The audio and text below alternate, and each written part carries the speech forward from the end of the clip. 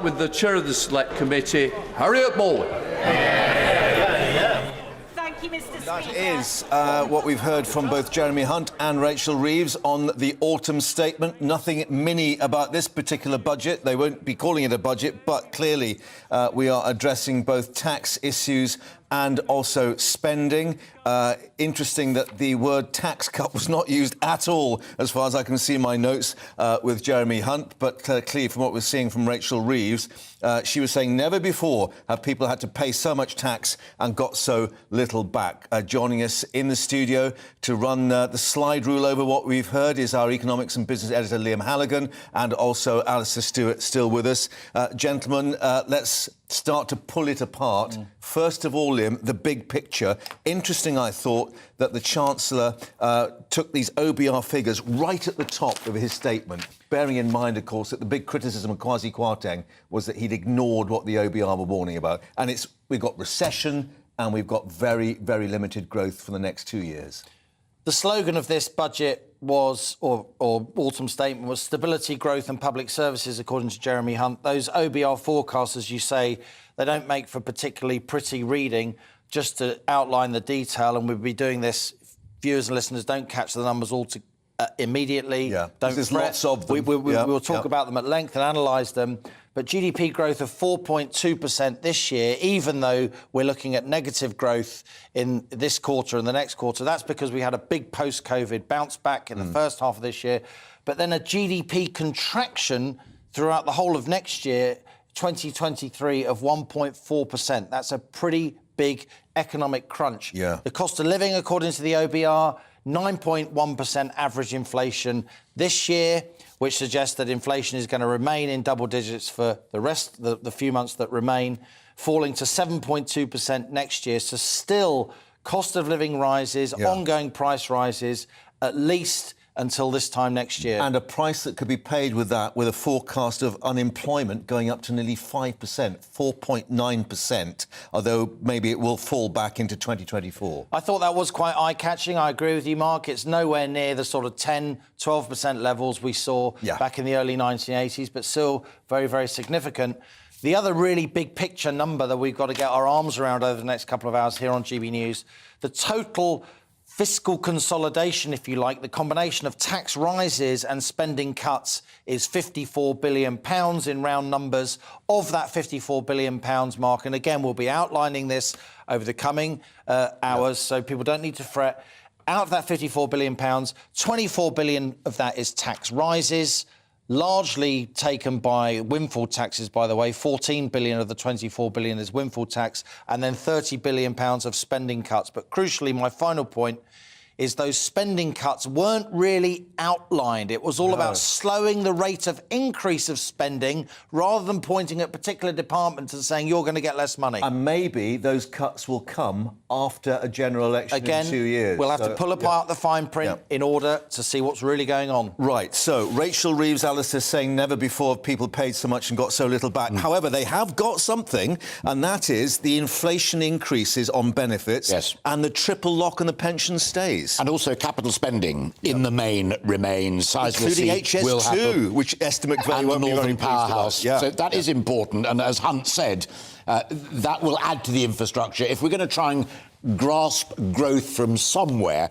they need to be doing that. But I think the other thing that we saw so clearly was that Jeremy Hunt began the speech talking about the global headwinds and concluded saying this is a recession made in Russia, but a recovery made in Britain. That's going to be what the general election is all about, because Rachel Reeves, final point, said 4 or 5 times, it isn't only COVID and the war in Ukraine. These are troubles that have been developing these last 12 years. Cue the general election battle. Yeah, exactly, the battle lines being... However, I mean, Jeremy Hunt can point to the fact that it's a certain OBR that have confirmed it is global factors at the primary cause of the current inflation. So, I mean, he's got that on his side. He said, look, we're taking the independent advice on this. But there's an intriguing political shift more than economic, and that is that Sir Keir Starmer, sitting looking very pleased with his shadow chancellor, and Rachel Reeves doing yet another quite impressive speech. Bringing Dallas in, which was quite inventive. I did think that was quite funny. But the Starmer line was always, this is a recession made in Downing Street. Yeah. He didn't concede, as Rachel did, that actually COVID and the lockdown, when the Prime Minister was Chancellor of the Exchequer, and the war in Ukraine is overwhelmingly responsible for the energy crisis. Liam, lots of concerns, I know, with our viewers and listeners about what's happening on energy costs. We've got the energy support plan still in place from April, because, of course, that had been shelved. That's right. For the 2 years. Less generous. Less generous, so it's up to £3,000 for an average, about a £500 uplift, but it still means £500 for every household. This is not going to be means-tested or targeted. It's across the board. I'm quite surprised they've kept the assistance on energy universal. I thought they'd target it a bit more. It's always difficult to target things because people in the middle of the income distribution, by definition, are the most numerous. Where do you draw the line? You always end up annoying some people. I think the other big headline from this will be stealth taxes. Jeremy Hunt said, anyone who says there are easy answers are not being straight with the British people. But is it really being straight with the British people to talk about a substantial tax rise when you're not raising any headline rates of tax? It's all about the thresholds. Again, here's some numbers for you. The personal allowance, that's when you start paying income tax. Yeah. That's just over £12,500 a year. That's going to be frozen until 2028. The income tax threshold, where you move off the basic rate of income tax, which is 20%, that will be frozen at £37,500. But the top rate of tax, where you start paying that's going to come down from £150,000 to just over £125,000. I've just done some sums here, and I think freezing those thresholds, that will cost somebody on £33,000 an extra £2,500 in tax by 2028. It will those on £50,000 lucky enough to earn that much, an extra £6,500 in tax by 2028. And if you're paying an extra top rate of tax, that will cost you a couple of £1,000s as well, that lower threshold. This is what they call fiscal drag. This is fiscal it's drag. A stealth tax. It drags more people into higher tax brackets, and it's the watchword of this budget, this autumn statement. Across the autumn statement, whether it's inheritance tax thresholds, dividend tax allowance, where child benefit kicks in and where incomes above which you don't get child benefit, which usually used to be universal benefit, those thresholds have been frozen, dragging more people into top tax. I don't believe that's a good way for the state to level with and build trust with a hard-pressed electorate. However, it has shot Labour's fox on the wealthier not bearing the brunt of the tax situation, because clearly that would have been a gift to Rachel Reeves if they'd left that alone. That was a criticism of the mini-budget. And Jeremy Hunt can say, no, we are making the wealthier actually take the burden on. Yeah, I think that is true, but I agree 100% with Liam, and with the panel before Jeremy started speaking agreed on it. It's a secretive tax on working harder. Because why would you put an extra shift in, put the extra hours in, if it's going to drag you up in fiscal drag, as you rightly pulled it there? And it's hit, for instance, the NHS with a lot of consultants who basically see with the pension issue. But we're talking about people who are sergeants in the police force. We're talking about matrons. One other thing as well, which I thought was intriguing in the politics meets economics of it, is there were a couple of important reviews announced, and Mel Stride, former chair of the Treasury Select Committee, now Secretary of State for at DWP, is going to look at why there's been such an increase in people who are economically inactive and are, claiming their benefits that have just gone up in line with inflation. Going to start asking some tough questions about people. Do you really need to be on benefit? Could you not maybe meet with your job advisor, meet a work counsellor to get people back in there? I was surprised that Labour didn't make more of that. But the other great thing was, for people of a certain age, Patricia Hewitt, back as the advisor on efficiency in the NHS. And of course, Jeremy Hunt himself, having been a health secretary, bringing her on board, and I think there was sort of a few jaws dropping on the Labour benches at that. I think there were, but it is interesting that it was also a Labour health secretary, Alan Meale, who back in the 90s cut a deal with Bupa to reduce waiting lists. Alan Milburn, a bit of analysis and reaction coming in from outside. Institute of Fiscal Studies, IFS, very highly regarded. Paul Johnson, they abolished the only good policy from Kwasi Kwarteng's mini-budget in removing the stamp duty cut in 2025. Well, they didn't abolish it. They kept it only till March 2025. Yeah. I agree with Paul. He's a very canny observer.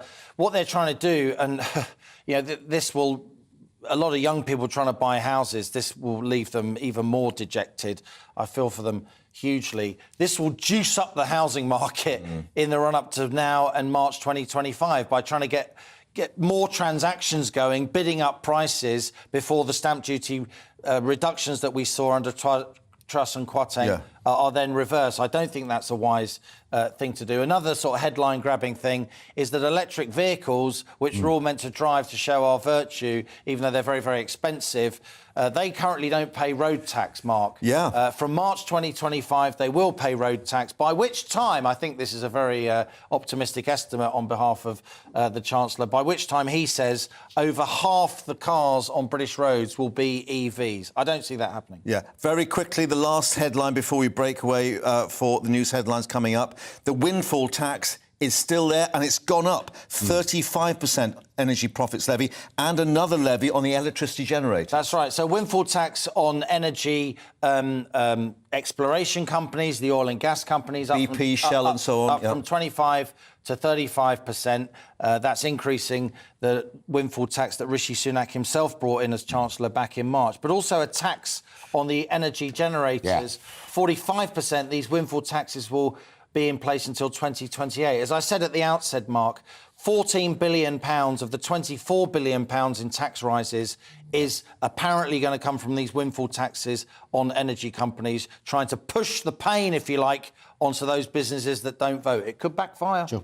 On profits that are made here, BP and Shell. Because they're international companies. Absolutely. Indeed. Gentlemen, for the moment, thank you both very much indeed. We're going to stay with you and we'll have all the numbers and analysis. Is it indeed, as Rachel Reeves just said, an invoice for economic carnage of the mini-budget? We'll be analysing that. Stay with us here on GB News. Headlines coming up for you shortly. Don't miss my brand new GB News show, Gloria Meets. In exclusive interviews, I'll be finding out who our politicians really are and what they really think. I think I've seen probably quite enough of Matt Hancock to last me a lifetime. I'll also be getting to know you better, travelling to find out what you think about the politicians who are fighting for your vote. They've got to get this country back on track. Join me every Sunday at 6 p.m, only on GB News, on TV, radio and online.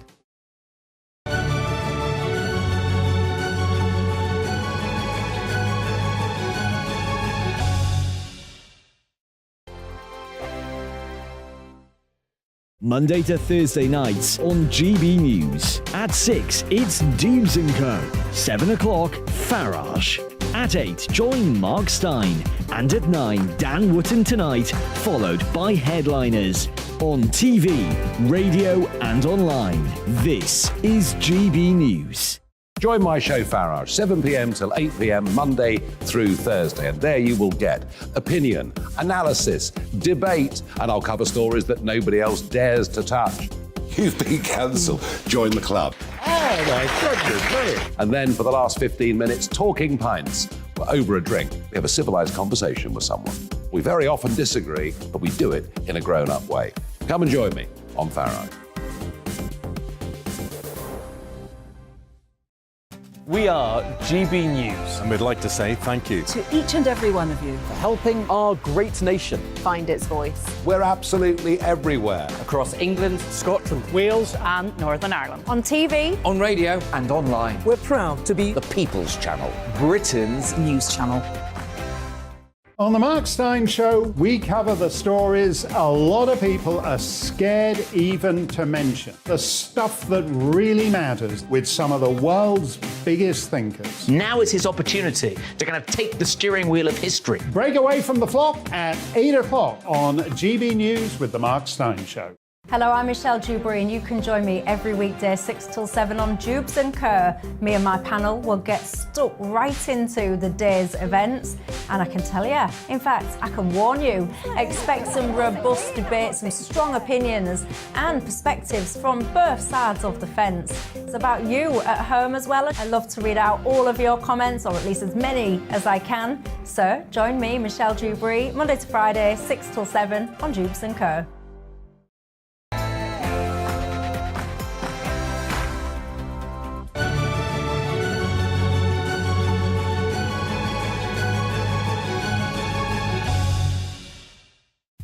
And welcome back to our GB News Autumn Statement special. With only one show in town today, the spending cuts and tax rises. Although he's not called them that with the Chancellor Jeremy Hunt unveiling all the problems ahead for the economy in the House of Commons. The news that the UK is indeed now in recession. That is the analysis from the OBR. Analysis from our team of experts coming up live throughout the country too, with those people and businesses being affected. We'll hear political reaction from Westminster. That's coming up shortly, but first, news headlines with Rosie.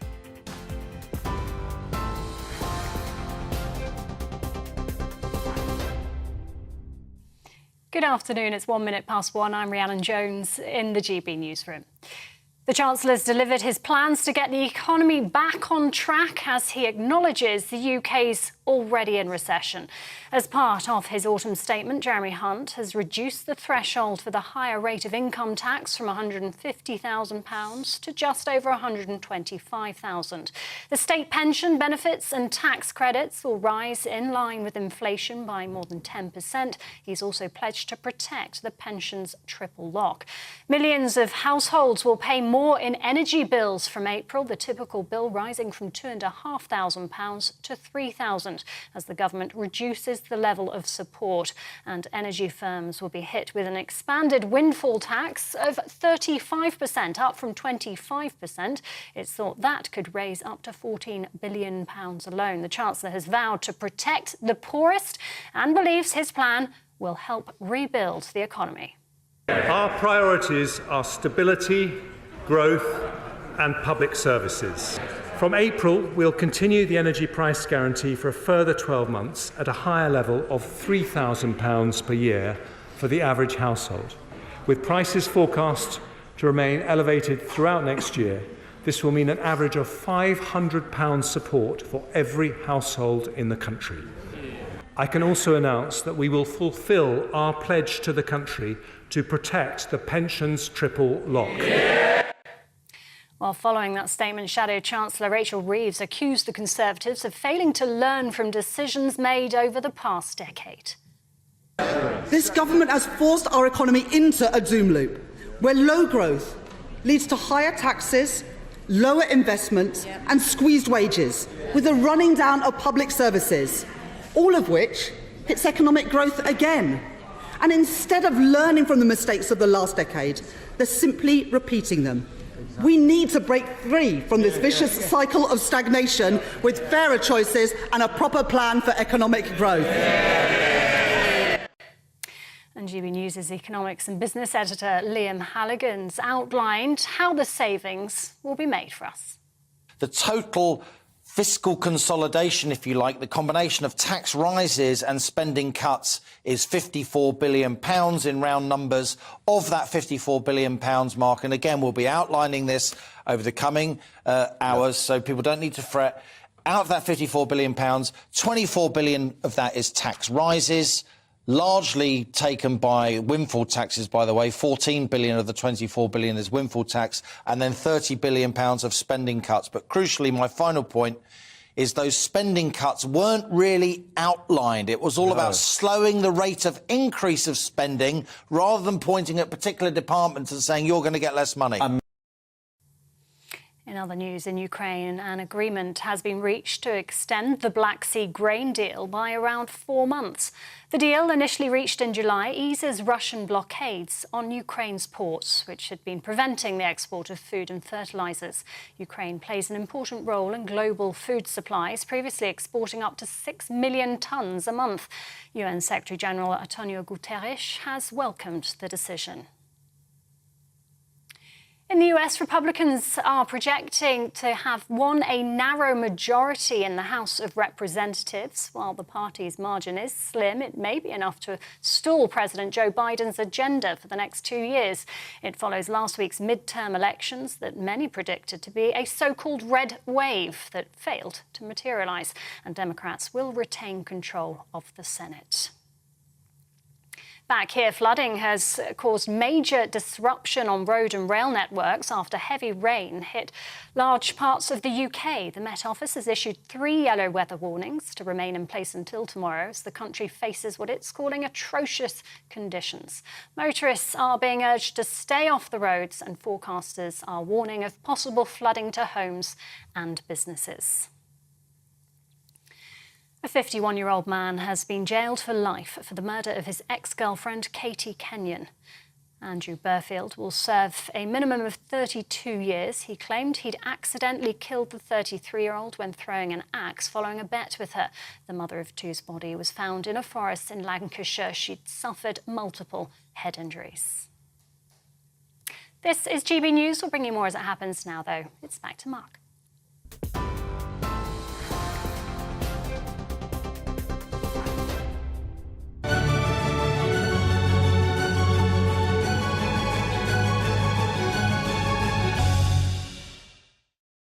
Rhiannon, thank you very much. I'll put my glasses on next time. And welcome back to our GB News Autumn Special with expert analysis. Liam's still with us. Reaction too from across the country to what we've been hearing from Chancellor Jeremy Hunt. He set out a plan to stabilise the UK economy, he said, and reduce inflation, unveiling too a series of spending cuts and tax rises, although he didn't call them that, saying that his priority was stability, growth and public services, insisting that the statement would lead to a shallower downturn in the UK's problems, the recession that the OBR has said the country is in. Indeed, confirming the OBR, the Office of Budget Responsibility, estimating the UK was now in a recession, were some of the key announcements, including freezes to the tax thresholds. Now, that will mean millions of people will pay more tax on their incomes over time. The bracket, too, for the top rate of tax, 45%, to be lowered from £150,000 to just over £125,000 a year. Also, an increase into the windfall tax on oil and gas giants, going up to 35% from 25%, and an extra 45% levy on the electricity generators. Combined, that will raise an estimated £14 billion more next year. Well, support for energy bills for those of us at home remaining in place. Less generous, but more targeted, meaning millions of households should see their bills going up by hundreds of pounds a year by April, but about £500 help on average per household from April onwards. An increase in the national living wage from the current level of £9.50 an hour for over 23s to £10.42. That's from April next year. And after much speculation, the triple lock is back on state pensions. They will rise by 10.1%, the rate of inflation, as will benefits. The government also to introduce an additional cost of living payment for the most vulnerable. That's £900 for those on benefits, £300 for state pensioners and £150 for those on disability benefits. Well, Labour hit back, saying that 12 years of Conservative chaos and 12 weeks of problems too since the mini-budget have caused the current mess that the country's economy is in. Shadow Chancellor Rachel Reeves accusing the government of sending the UK economy into a doom loop of failure. So let's remind ourselves of the Chancellor's opening statement, setting the tone of his autumn statement. Mr. Speaker, in the face of unprecedented global headwinds, families, pensioners, businesses, teachers, nurses and many others are worried about the future. So today we deliver a plan to tackle the cost of living crisis and rebuild our economy. Our priorities are stability, growth and public services. We also protect the vulnerable, because to be British is to be compassionate, and this is a compassionate We are not alone in facing these problems, but today we respond to an international crisis with British values. We are honest about the challenges and we are fair in our solutions. Yes, we take difficult decisions to tackle inflation and keep mortgage rates down, but our plan also leads to a shallower downturn, lower energy bills, higher growth and a stronger NHS and education system. 3 priorities then today: stability, growth and public services. I start with stability. Mr. Speaker, high inflation is the enemy of stability. It means higher mortgage rates, more expensive food and fuel bills, businesses failing and unemployment rising. It erodes savings, causes industrial unrest and cuts funding for public services. It hurts the poorest the most and eats away at the trust upon which a strong society is built. The Office for Budget Responsibility confirms global factors are the primary cause of current inflation. Most countries are still dealing with the fallout from a once-in-a-century pandemic. The furlough scheme, the vaccine rollout and the response of the NHS did our country proud, but they all have to be paid for.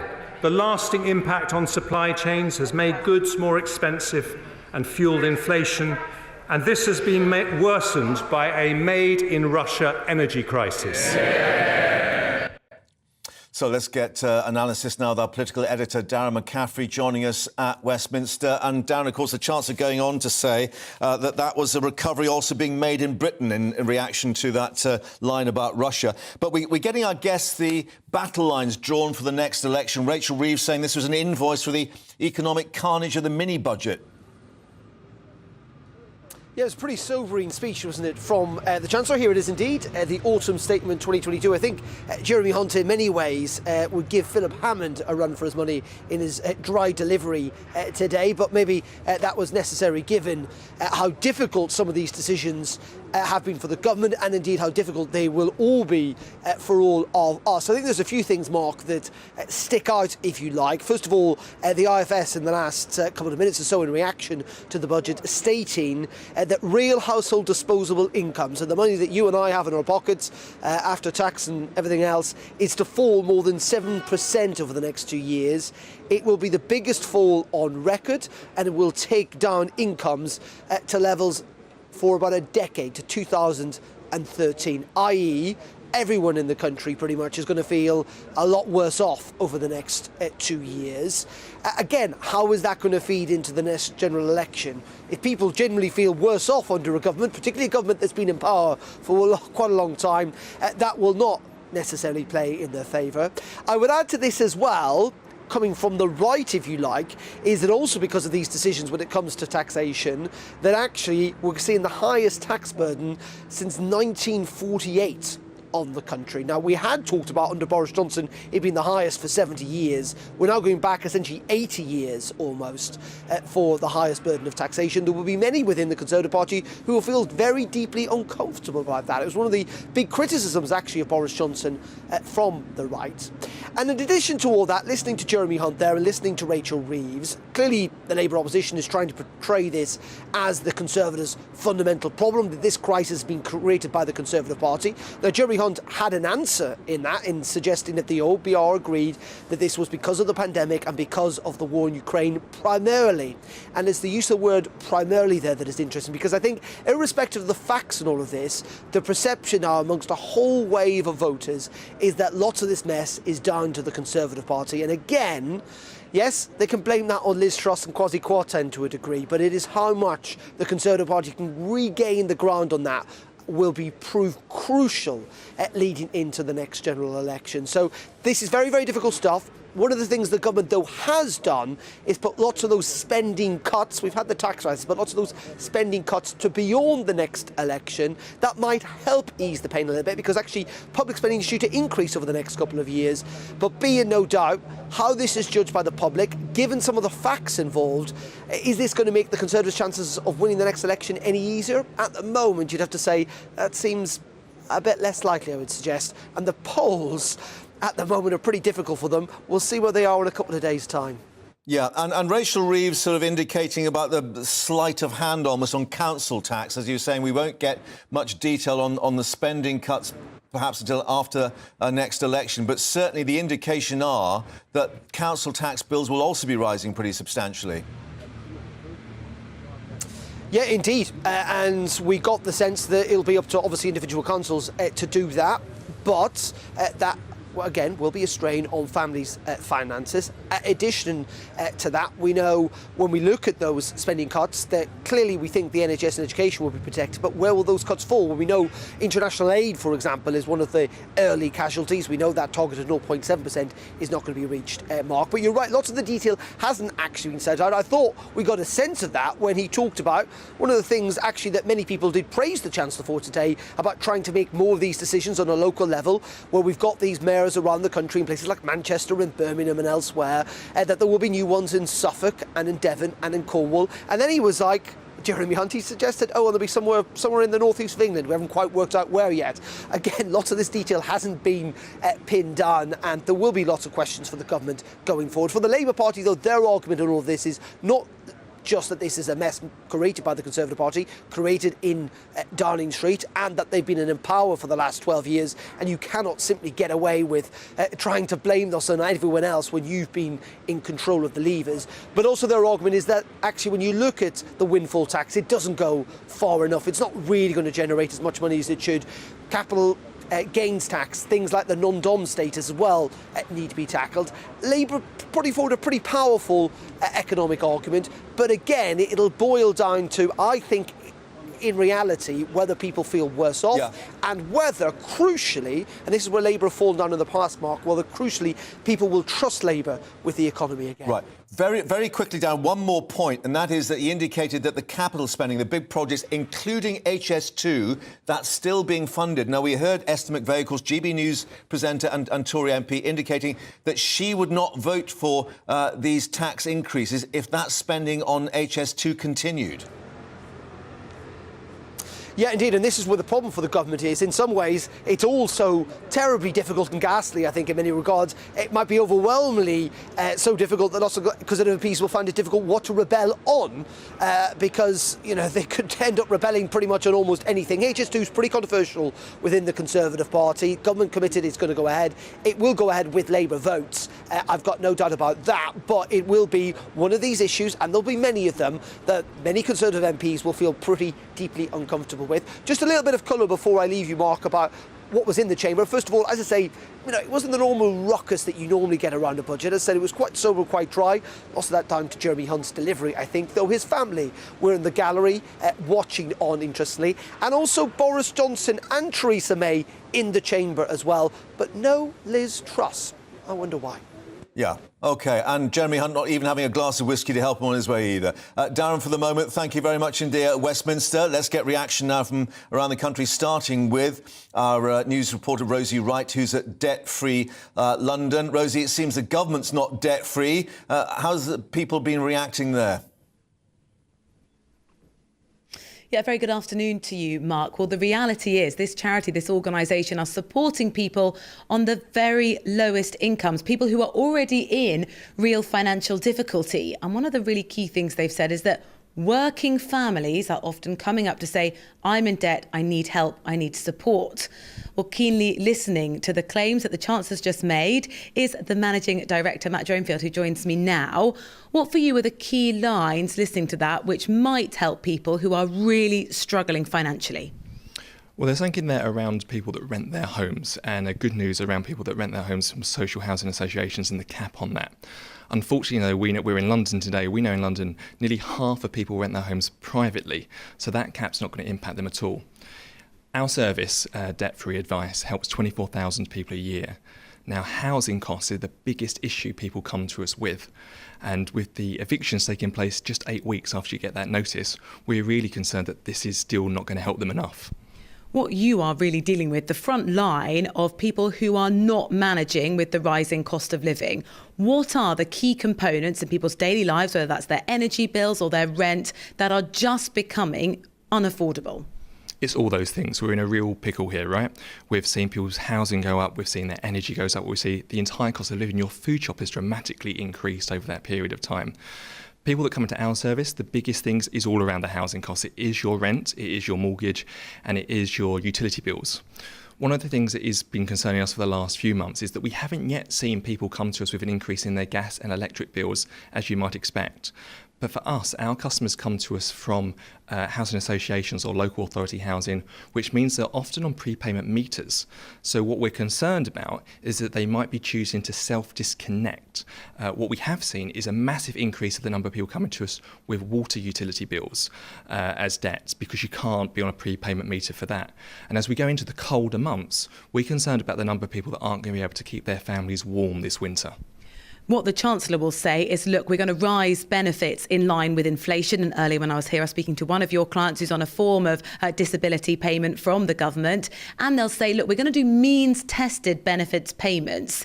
That should be good news. It's not going to be enough. Over the last few months, we've had our busiest time ever for debt-free advice.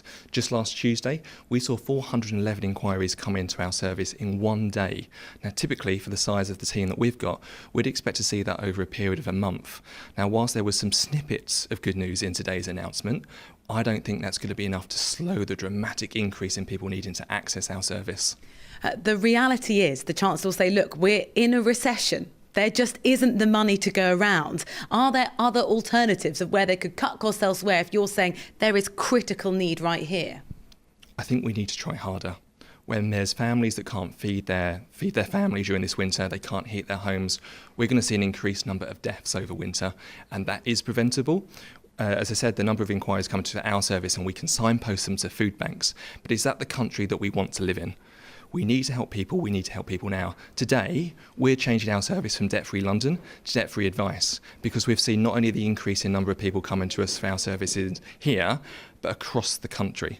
And we also notice, as you mentioned, the changing client profile that's coming to us. So as you might expect, people turning to us where they're out of work and looking for employment, that's not the case at all. Over the last 12 months, the number of working families, people working as teachers, doctors, nurses, they're turning to our service desperate need for our help, because what they're earning is just not enough to survive, which is why we're also expanding the opening hours of our service from 8 a.m. to 8 p.m. 7 days a week, so you can fit in the advice that you need around your really busy life already. And what you're saying is there shouldn't be such desperate need for this type of advice. Matt, thank you very much for speaking to us. So some of the things announced by the Chancellor, a different capping in energy bills, means-tested benefits. Is that going to be enough to help the most vulnerable? Here, it's a wait and see, but probably not enough. Rosie, thank you very much indeed. And let's bring you more reaction in terms of the markets, where the pound has fallen against the US dollar. Concerns maybe about this recession that the OBR has identified. So the pound back to 118 against the US dollar, but still far higher than it's been recently. And the FTSE about 7.7% lower at 7,300. So no great fright taken at what we've heard. But let's speak to Liam now, who's been going through the figures, drilling down, as indeed the IFS has, Institute of Fiscal Studies. Disposable income in real terms will be falling effectively 7% in the coming years, back to levels of 2013. So basically people are going to be worse off back to what they were nearly 10 years ago. These are substantial tax rises, as Jeremy Hunt said, though he's not conceding headline tax rises. Yeah. You know, if you increase taxes by stealth, freezing thresholds as earnings and inflation go up, then I don't think it's a particularly good way to do it. It dents disincentives to work, and it also, you know, challenges the bond of trust that there should be between our leaders and the British people. I've been having doing some sums, and the freezing of the personal allowance at about 12.5 grand, the basic rate of income tax allowance at almost £38,000, and the top rate of tax allowance threshold coming down from 150 to about £125,000. If you earn about the average wage, Mark, which is £33,000 a year, you're going to pay an extra £2,500 in tax between now and 2028 on your income, right?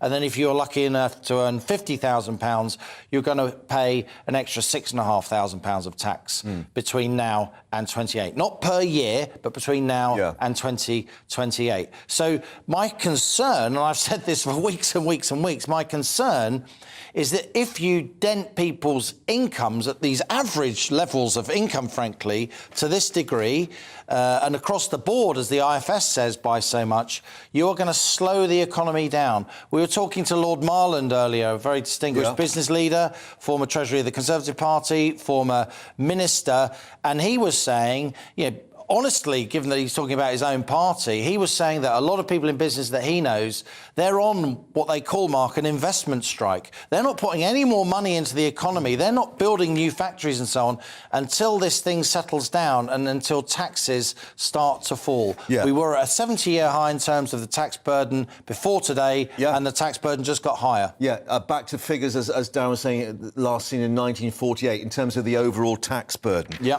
Looking at this thing, because growth, we remember, just 8 weeks ago was the mantra, from what we heard from Kwasi Kwarteng, trying to get the economy going. The OBR now saying that probably we'll be still in recession next year, that the GDP, the growth figure will fall by 1.4%, and then creeping back up, 1.3% growth, 2.6%. So not massive. And in addition to that, unemployment perhaps nearly reaching 5%. Yeah, we're not talking about levels of unemployment that we saw back in the 1980s of 10%, 12%, youth unemployment up at 20%. But there will be more unemployment because of this slowdown. And again, my concern is that the higher taxes will slow the economy even more, lead to less tax being taken, so our fiscal situation gets even worse. You know, when people are unemployed, with all respect to the people who are unemployed, and it's an awful thing to happen to anybody who wants to work, to not to be able to work, where the jobs aren't where they live and they can easily access, they may not have the training for them. But unemployed people, frankly, are expensive because they're not producing tax revenue, and also, you know, rightly, they receive benefits to help them get through. And we've got this tranche of people who are not unemployed, but they're economically inactive, especially in the sort of older age bracket. So one wonders, where is the growth going to come from? I mean, clearly he's still saying there's going to be capital spending on big projects like HS2, for instance, the big rail project that certainly Esther McVey doesn't want the money spent on. So is that the hope, that these things will still feed into the economy and get things going? Well, my well-known personal view is that if you want growth, HS2, you're not getting much bang for your buck from HS2. I think it doesn't add up. I've never thought that it adds up. And Esther McVey speaks for an awful lot of people across the country, I think, not only across the Conservative backbenches. But I don't really see where the growth is going to come from. I completely understand that the Chancellor feels he needs to take some kind of action to shore up the UK's public finances. I mean, is it emergency action? But I think we are totally overdoing the fiscal catastrophism. I think our trademark, journalism, the political and media class more broadly, I think they're really guilty of this. Look, before this autumn statement, the 10-year gilt yield, the cost of borrowing for 10 years, right, and the annual cost of borrowing for the British government was 3.1%, way below what it was the day before the mini-budget, when it was 3.4%, 3.5%. The idea that the UK government can't borrow relatively cheaply is just nonsense. It's completely politicised, frankly, economically illiterate statement, if you don't mind me saying so. The British government can borrow at a lower rate of interest than the American government, which prints hard currency effectively because it's got the dollar, the world's reserve currency. So I think we're really overdoing the fiscal catastrophism here. I think it's unwise to do this extent of tax rises and spending cuts into the teeth of a recession. And I think there's a lot of sort of stealth going on here. The tax rises aren't spelt out. They're not headline rates of increase, and yet the increases are very significant, Mark. And the spending cuts, they're not detailed in terms of when they will fall or where they will fall in terms of department. In some senses, the spending cuts, you can't judge them or debate them or discuss their merits or their demerits because we don't know where they are. As we've just seen with Rachel Reeves going over the same ground without actually identifying, of course, the figures to try and pull them apart. But, you know, 2 years to an election, we'll see what emerges in terms of those battle lines. Liam, for the moment, thank you for that. But as we've just been discussing, the Chancellor telling the Commons that the OBR have said the UK is in recession now in announcing that autumn statement, accepting that it should be an increase to the national living wage, that should go up by 9.7%, not quite the rate of inflation, but it still means the hourly rate will be up to £10.42 from April 2023. In addition, cost of living payments for the most vulnerable, £900 going to those people on benefits. Well, the government introducing those for the £300 payment too for pensioners. Our South West of England reporter Jeff Moody is in South Molton in Devon, a lovely part of the world, of course, that market town, to find out what they're making of those figures. Jeff, are they sort of head in hands, or are they thinking, well, not too bad? Well, I must admit, there's no sign of a recession down here. The market, I'm at the Pannier Market in South Molton. It's been packed throughout the day. Stallholders are telling me that they've done really well today. And part of the reason why they're saying they're doing well at the moment is because they're able to lower their prices because they have less overheads. So actually, they're saying that markets are going to come into their own in this cost of living crisis. Are they holding their heads in despair? No. There's a very positive attitude here. Talking to a lot of pensioners this morning and yesterday, they're saying to me, you know, look, we're used to cutting our cloth. We were born and brought up during the war, during rationing. We know what it's like to cut our cloth accordingly and to make do and mend and to hand things down. And what's happening now is an extension of that. But let me talk to Maureen, who runs this hand knit store. Come on in, Maureen. Hand knit store. Is that the right way to describe it? Yes. That'll do. So pensions are rising by 10.1%, kicking in April. Pleased with that? Yes, I am. It'll really help with the cost of things for us because we rely on our pensions. And also, of course, fuel. You're still going to get discounts in fuel, but not as much as we've seen so far. So fuel will become more expensive in April, around about the same time that we can turn off our heating, we hope. I hope so, yes. We haven't actually turned ours on yet, so at the moment we're just carrying on and seeing what happens. How has it been for you? We are pretty good at finding all the bargains in supermarkets, so we haven't really had to worry too much so far, but we just don't know. It's the uncertainty, isn't it, that we've seen weeks and weeks and weeks of uncertainty. Tax going down, tax going up, not sure what's happening, wait to this date, wait for this date. Now at least we know where we are. Do you think that eases people's minds a little? I think it will do. With Christmas coming up, if people know what's happening, they'll be able to decide what they can spend. And do you agree with what people here have been saying, that market stalls are going to do quite well out of this because you can lower your prices because you don't have as much overhead? I think so. I've tried to keep my prices down this year. People say I don't charge enough, but I'm trying to help people, and as long as I can make enough money to cover the costs, then I don't mind. And the Pannier Market in South Molton seems to be doing very well. There's been a brisk trade all day, hasn't there? There has. It is actually a very good market and has been in the top 10 markets in the country in the last 2 years. Hopefully again this year. Hopefully again this year. And you're very pleased with the 10.1% rise in line with inflation of pensions. That's it from here. Back to you. Jeff, thanks very much indeed. That's The View in South Molton. Coming up, The View from Hazelmere. Why? That's Jeremy Hunt's constituency. We'll be seeing what people think of the autumn statement there. First, let's get an update on the news headlines with Rhiannon.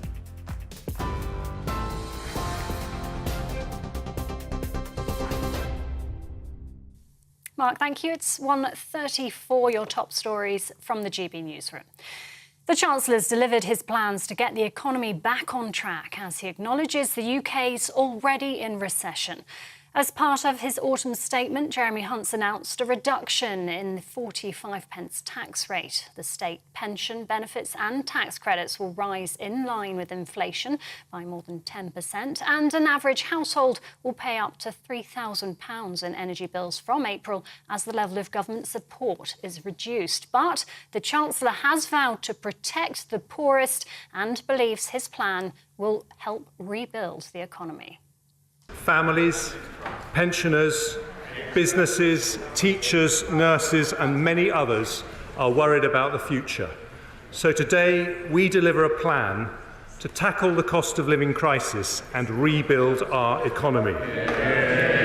Our priorities are stability, growth and public services. Royal Mail has asked the government if it can cut its letter service to 5 days a week, putting an end to deliveries on Saturdays. It's after the business unveiled hefty losses in the first half of the year, strike action weighing heavily on the firm, with further walkouts expected in the coming weeks. Parcel services would continue to run all days of the week.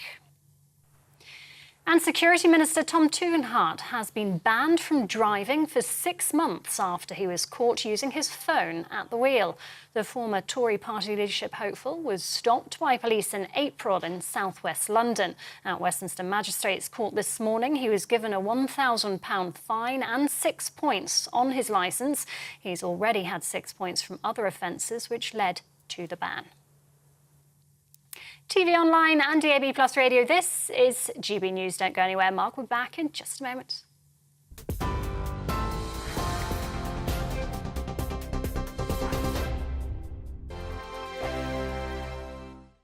My name's Tom Harwood and join me 9:30 a.m. every weekday for The Briefing, your one-stop shop for everything you need to know about what's going on in politics today. I wonder if this is a deal that might need to be like the biscuits in this factory, twice baked. Is there not an opportunity here to win out against the extremes? Tom Harwood, GB News. What are you going to do about it? Things should have been done differently, and they certainly are being done differently. Don't miss it. The Briefing with me, Tom Harwood, 9:30 Monday to Friday on GB News. Hello, I'm Alastair Stewart, and I'd invite you to join me at noon on Saturdays and Sundays for Alastair Stewart and Friends. I've been in this business for over 40 years. Now, here at GB News, I've never been happier. I get to choose the big stories that really interest me. We hear what you have to say, and you hear what I have to say. I really hope you can join me, noon on Saturdays and Sundays. I'm Mark Dolan. Join me at 11 on GB News for Headliners, in which I'll be joined by two of the UK's top comedians discussing tomorrow's papers. If it's an important story, we'll cover it, but we'll have some fun along the way. Headliners, the late night paper review that won't send you to sleep like the others will. 7 nights a week at 11 p.m. on GB News.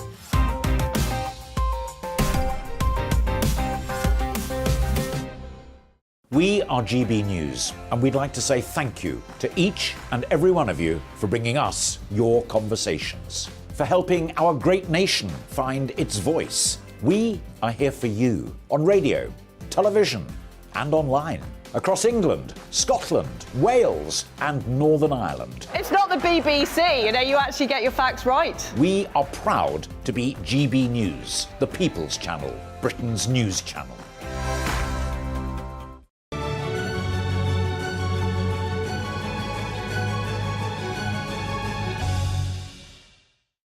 And welcome back to our GB News Autumn Statement special. The Chancellor, having undone much of the work of his predecessor, Kwasi Kwarteng, to try and regain credibility for the UK with the markets, seems to have done that largely, but saying that he would be driven by pragmatism rather than ideology, but it looks as if it's going to cost us all. Just to update you, the latest we're getting from the Office of Budget Responsibility, another 3.2 million people becoming taxpayers as a result of his moves. 2.6 million people will be paying the higher tax rate of 45% by 2027 to 28. Well, let's get the views now of Elliot Keck, Investigations Campaign Manager from the Taxpayers Alliance, joining us there. Elliot, thank you very much indeed. He's not really talking about the tax increases as such, but clearly this freezing of the allowance rates and what we call fiscal drag, it literally is going to drag more people into paying more tax. Yeah, absolutely. These are stealth tax rises that allow the Chancellor to claim that he hasn't broken a manifesto commitment, but which actually will end up dragging millions more people into tax. Every single pay rise that people see over the coming years will be eroded by inflation, but also be eroded by the fact that these thresholds have been frozen, and that money will be going straight into the back pocket of the Treasury. Painful as we see that the expected inflation figures will come down perhaps quite sharply next year. It means that effect of the fiscal drag is not going to be quite as painful. Well, we can certainly hope so, but I think nevertheless what we have seen today is a statement that was only going to prolong the cost of government crisis. The Chancellor has asked for extraordinary sacrifices from taxpayers up and down the country and is asking for very, very little from the public sector bosses, which for years and years and years have been wasting huge amounts of money. We're seeing very, very little about how exactly spending is going to be brought under control, and indeed all the difficult decisions are being delayed for years. Do you think, I mean, that's a political decision, we assume, so that basically the pain won't be felt perhaps until after the next general election in 2 years' time? Well, political decision or not, we all know who's going to be balancing the books, and it's going to be the taxpayers. It's going to be people who are going to be paying more council tax, because council tax will now be allowed to go up to 5%, which will mean that councils who are wasting money can dodge democracy. It will be those that are dragged into lower thresholds. It will be the businesses that are having to pay higher national insurance contributions, and it's really, really going to be across the board. Anybody that pays tax is going to be helping to pay for that huge amount of waste that we know exists in the public sector. What's your reaction to the fact that the higher rate now, the 45%, will kick in at around about £125,000 instead of £150,000 annual salary? I mean, is it right that the better off bear a greater burden, a greater debt burden? Well, inevitably, the better off do pay a higher debt burden. The top 1% pay 27% of income tax, more or less, in this country, so they already do so. And by reducing the top rate, you're just going to discourage entrepreneurship. But I mean, even more worrying is the freezing the thresholds at the 50 grand and the 12.5 grand. That 50 grand level is now the upper salaries for nurses, police officers, and teachers, and they're now going to be dragged into paying yet more and more tax. And then at that £12,500 level, you have people on incredibly low incomes, and the only tax cut that they see year on year generally is the fact that that threshold goes up, and that's now not going to be the case, so it's really going to be painful for everybody. The middle earners and middle Britain, of course. And then, of course, the other thing is the windfall tax. It is there, going up to 35% on energy profits, and the electricity generators as well being taxed. I mean, do you welcome the fact that those commercial entities are bearing the burden too? No, we don't. I mean, certainly you can understand why people look at these huge profits that energy companies have made and think it could be right picking for a bit more money to the Treasury. But ultimately, energy companies, they have a very cyclical revenue rate. They make losses some year, profits other years, and this is just going to discourage the investment that we need energy firms to be making into the various renewable energies, nuclear and whatever it is that will help us ensure that we get out of this energy crisis in the long term. Thank you for your reaction down there at Westminster. As we say, more number crunching going on, but the highest tax burden since 1948, we're being told. On the flip side, living wage figure is set to rise by 9.7%, not quite the rate of inflation, of course, 10.1%, but going up to £10.42 an hour from April next year. It means business owners, of course, will have to find extra money from somewhere to fund that increase in their staff costs. Little supports for businesses facing higher energy bills, many thinking the Chancellor maybe has not done enough to help them. Let's speak now to our national reporter, Ellie Costello, in Jeremy Hunt's constituency, southwest Surrey, talking to local business people there in Hazelmere. Have they been doing their sums there as well, Ellie?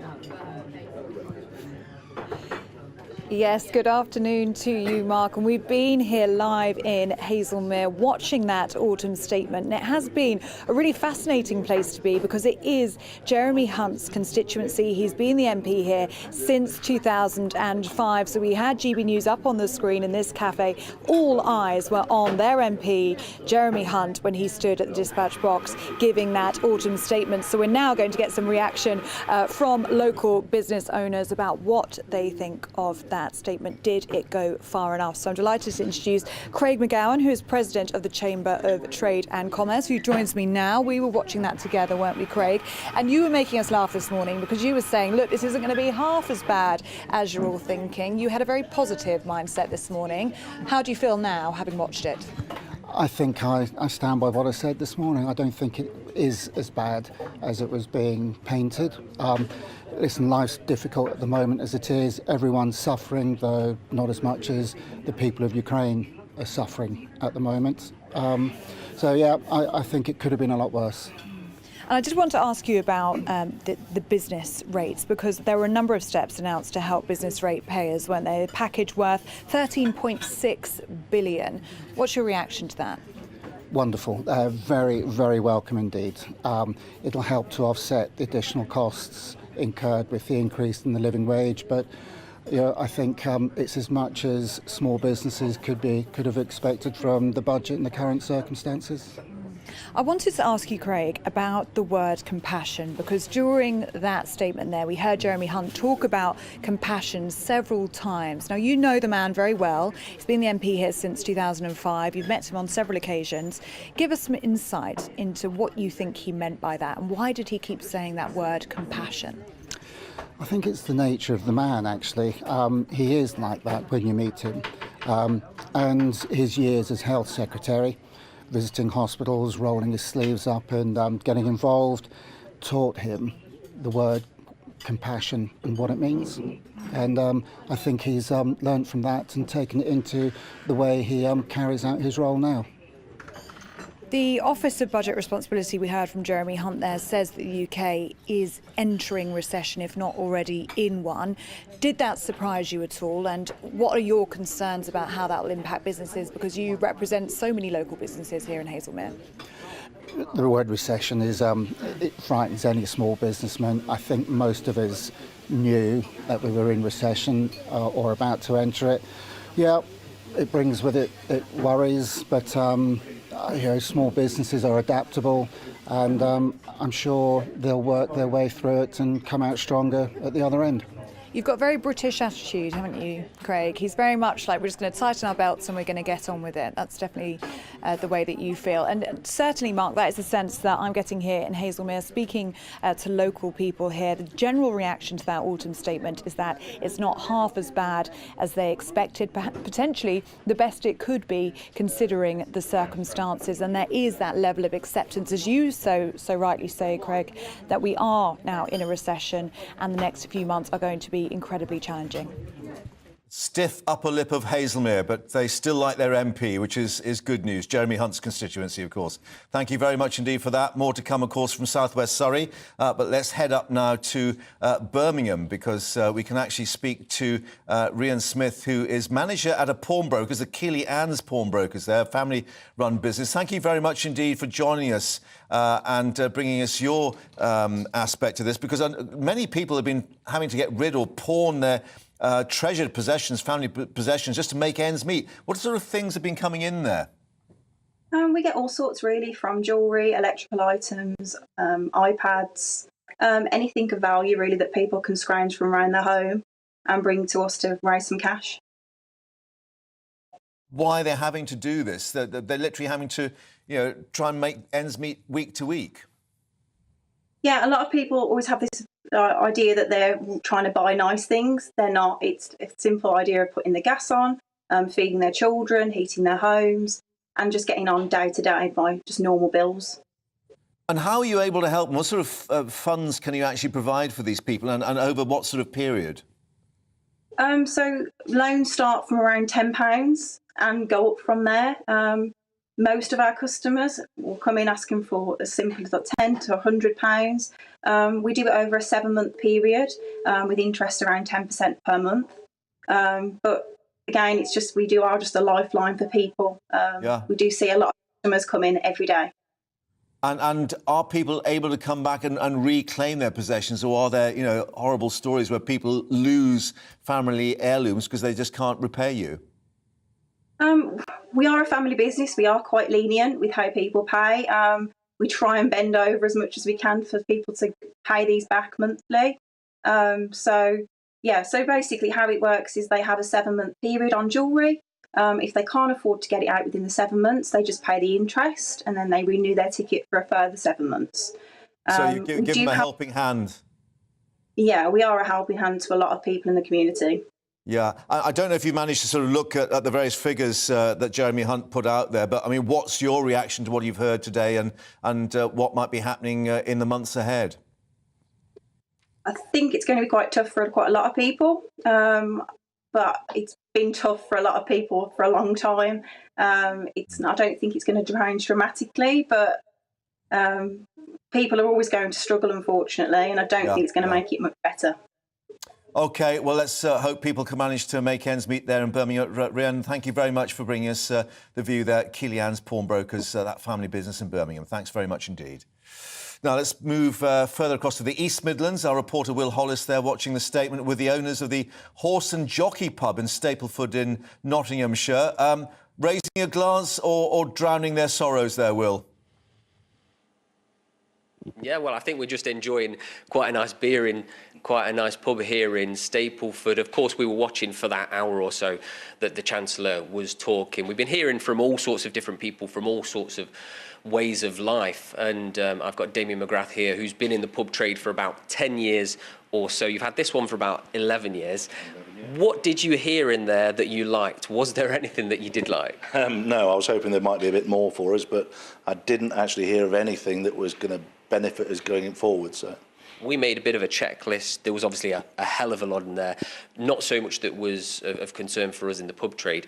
Business rates might be of concern, though. £14 billion in support. Business rates for pubs are already quite difficult. Do you think that £14 billion in support will touch what you need? What I heard was it was £14 billion in transitional support. I do believe that's kind of fudging the figures a bit, because there's always been transitional support if your rates raise. I believe now that if they go down, you'll get that support straight away, or you'll get that reduction straight away. But there's nothing in there because they are so complicated, because pubs get rated on turnover. So I don't think we're going to see a massive difference to what we're paying now. The other thing on our checklist was, right now we're by a really nice warm fire, but of course electricity costs are going up, and there's been a bit of an energy price guarantee. There's been some support up until April. We didn't hear anything about support past April for businesses. How are you coping with your electricity costs? Well, we unfortunately had to renew our electricity in February of this year. Our electricity went up by 3 times what we were paying.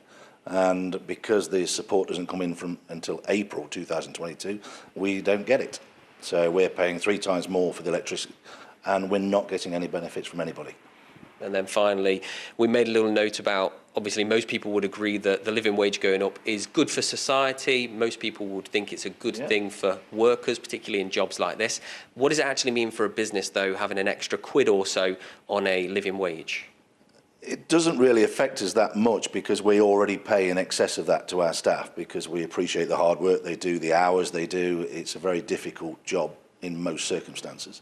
But we could just leave their wages as they are, but we're going to have to increase them by the same amount just to keep them on that threshold of being above minimum wage. And then obviously managers and everybody else will all have to have increases to keep that gap and to give them the same hourly rate or equivalent hourly rate that everybody else is on. Mark, you would have seen, because I know you're so keen-eyed, that up here above us, above the fireplace, there is a string of awards, and you're actually in the running for CAMRA, the Campaign for Real Ale's Pub of the Year. You're a finalist. The National Pub of the Year. The National Pub of the Year, you're a finalist. Even for award-winning pubs, how is the outlook for the next year? We've been very successful because we've had great support from the community around here. But even being a National Pub of the Year isn't an exemption for the costs and everything that's building up with us. I think if the downturn in trade, which we have noticed of about 15%, especially during the week, the downturn in trade and the increased costs, I think it would be very difficult to promise that we would be here in 12 months' time. But we will do our best. I think right now it's 50 pubs close every single month. That's according to the British Beer and Pub Association. Are you worried that that number might rise? I think that number will rise. I think a lot of pubs a lot of landlords that I speak to, they're staying in it till Christmas to obviously get the Christmas time rush, but and the World Cup and all the other things that are going on. But come January, I think that's when you'll see a massive increase. I think you'll be looking at more like 500 pubs going in the month of January, every month going on from there. Damien, really good to talk to you. Best of luck as well for that National CAMRA Award. Yep, certainly a tricky time for pubs, but as we go into the Christmas season, I'm sure places like this will be very full, and hopefully people will be spending some of their money. Yeah, Will, thank you very much. We'll be back to you later and see if that's gone down the glass any, or whether it's still towards the top. Certain Nigel Farage, will be very envious of that foaming pint there. Thank you very much indeed. Cheers. Yes, indeed. Very envious. Now, let's reflect that pensioners have been listening very carefully to what Jeremy Hunt was saying. Let's now bring in former Minister for Pensions and our partner at LCP, Sir Steve Webb. Sir Steve, thank you very much indeed for joining us here on GB News on our autumn statement special. First of all, the triple lock. Huge cheer in the chamber on that news coming through, and it does mean substantially, well, over £200 now for the state pension April onwards. That's right. So if you're on the new state pension, you'll get an extra £18 a week. People on the old system and older pensioners might get a bit less than that. I think the triple lock was a political necessity. It was in the 2019 Conservative manifesto. Rishi Sunak said we don't need a general election because we're implementing the manifesto we were elected on. So I think there would have been, well, the opposite of cheers, wouldn't there? There would have been jeers and boos and groans if he hadn't done it today. And not surprisingly, Jeremy Hunt left it to the last possible moment in his statement. That was his kind of one bit of good news. But of course, those pensioners having to pay out for hugely inflated food costs and so on with that. In terms of the small print as well, I've just noticed that the government review of the state pension age will be published early next year. Now, that could be the sting in the tail, I guess, that we get the pension age moved back up yet again to 67. Well, indeed, and in fact, 67's baked in. It's going to happen by 2028. So I'm aged 57. I expect my pension age will be 67. The question really is, will they bring the move to 68 forward? So we already have a date for 68, but it's many years in the future. This review that's going to be published in January will almost certainly bring 68 forward. So people in their even early 50s, certainly late 40s, could be thinking about a pension age of 68 or above when this is published. Yeah, and what about then this freeze in the thresholds, the tax thresholds? We assume that also affects the lifetime allowance, how much money you can put into your pension. And that really has been hitting a lot of people, particularly in the NHS at the upper levels, where they could face a 55% tax charge if they go over that amount.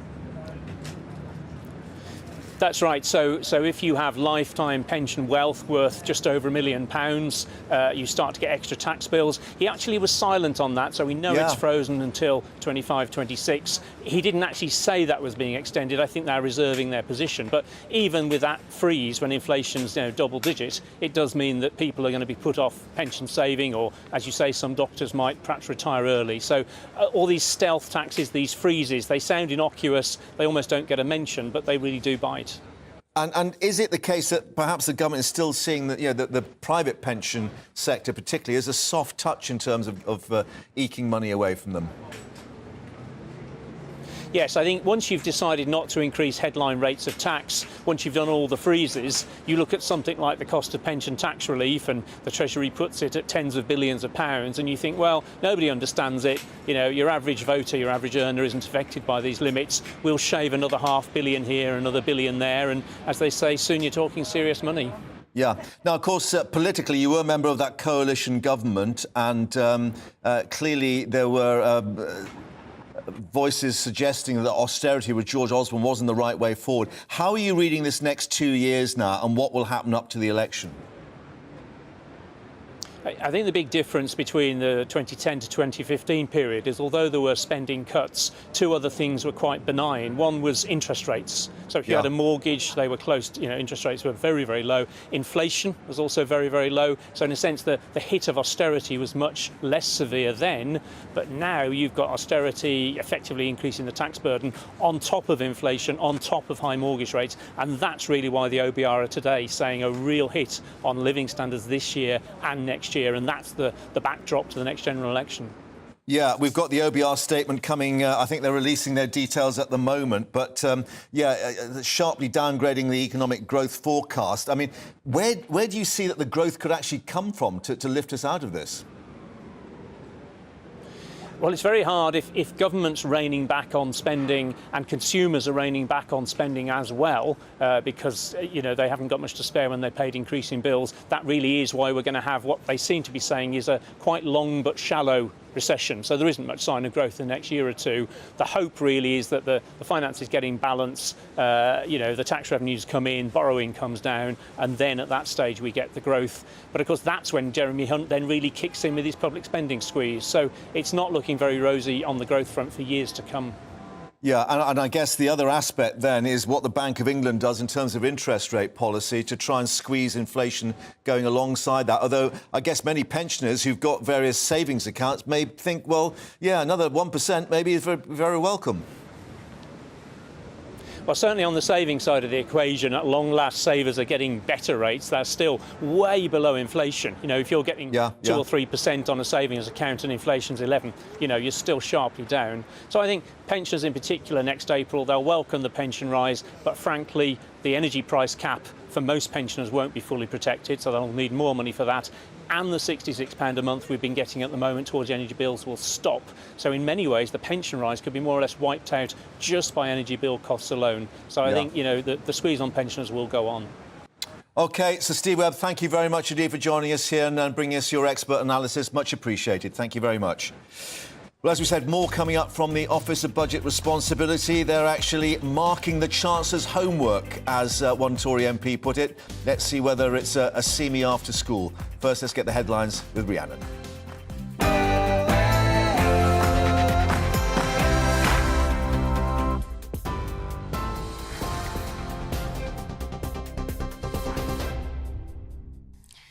Good afternoon, it's 1 minute past 2. Your top stories from the GB Newsroom.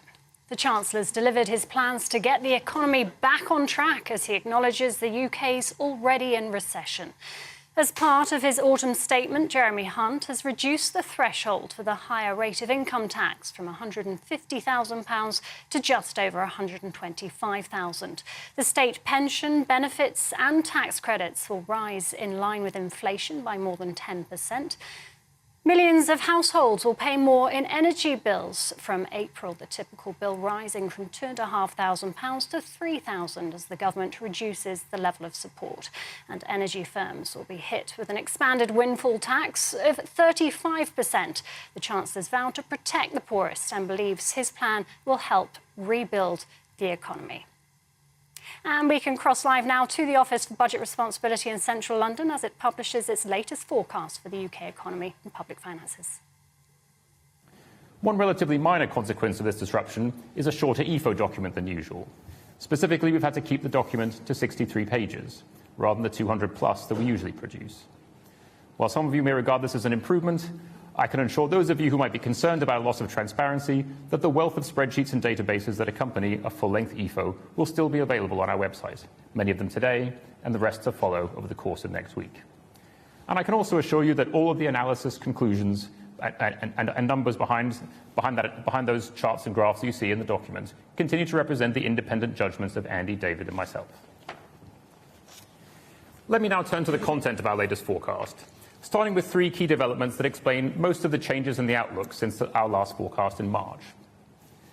The most important economic development since our last forecast has been the deepening of the European energy crisis, precipitated by the Russian invasion of Ukraine. The further reduction in Russian gas imports, the rush to fill up gas storage before the winter, and the damaging of the Nord Stream 1 pipeline drove wholesale gas prices in Europe to new highs over the summer. As shown in the blue line on the right, our economy forecast is conditioned on market expectations for gas prices over the next 3 years, which we then hold constant in real terms in the final 2 years of the forecast. Based on the average of the futures curves over the 3 days to the 26th of October, gas prices are expected to reach a peak of around £3.70 per therm in early 2023, and are roughly double the level of our March forecast over the year.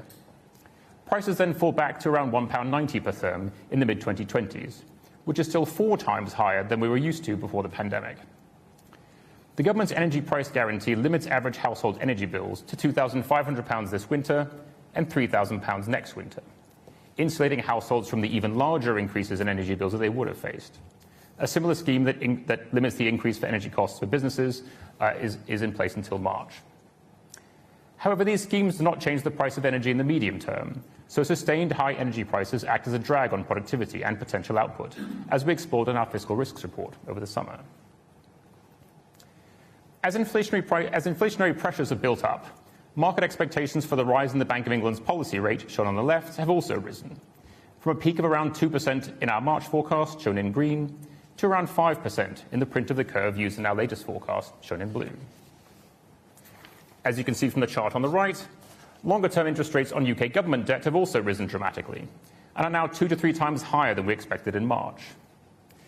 The gilt rate curves used in our fiscal forecast, shown in blue, were taken in the first 10 working days of Rishi Sunak's prime ministership, starting on the 24th of October, and see yields peak at just under 4% at the 20-year mark. As you can see from the yellow lines, interest rate expectations have come down somewhat since the market convulsions that followed Kwasi Kwarteng's growth plan on the 23rd of September, which saw 20-year yields rise to 4.5% the following working day. And while some of that late September spike in yields reflected an increase in the interest rate differential between the UK and other sovereigns, that increase in spreads had all but disappeared by the time we finally closed our fiscal forecast. In addition to these largely external influences, fiscal policy here at home has also been a key source of uncertainty since March. The past 6 months have witnessed a series of dramatic swings in the direction of fiscal policy, with 5 major fiscal statements delivered by 3 successive governments. This chart illustrates the cumulative effect of those statements on government borrowing over the next 5 years. Starting with then-Chancellor Rishi Sunak's 26th of May cost of living package, which added £9 billion to borrowing in this financial year, with savings in subsequent years from the new energy profits levy.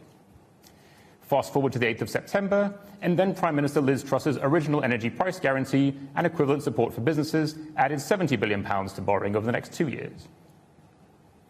To this large near-term loosening, the personal and corporation tax cuts in then-Chancellor Kwasi Kwarteng's 23rd of September growth plan would have added a further £48 billion to borrowing over the medium term.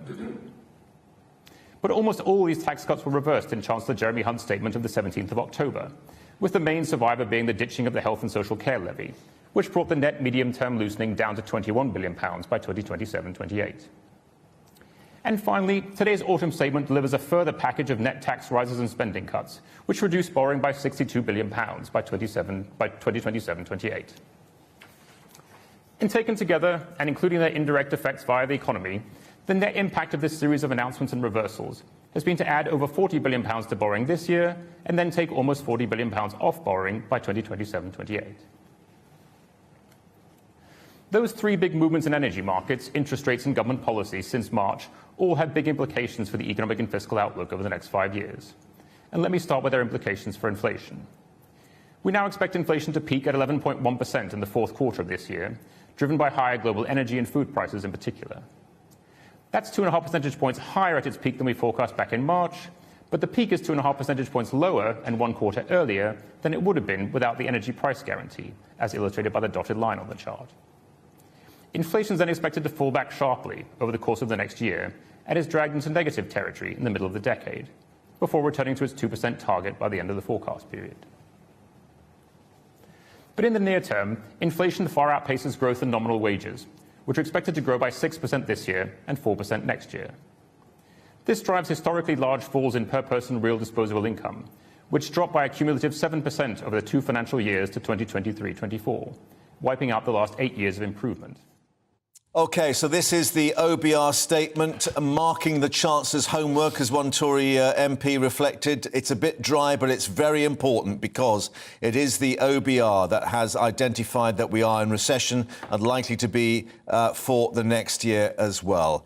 So welcome back to our autumn statement special here on GB News. More expert analysis and reaction coming up to what we heard from the Chancellor Jeremy Hunt, setting out his plans to stabilise the UK economy and reduce inflation. A series of spending cuts and tax rises.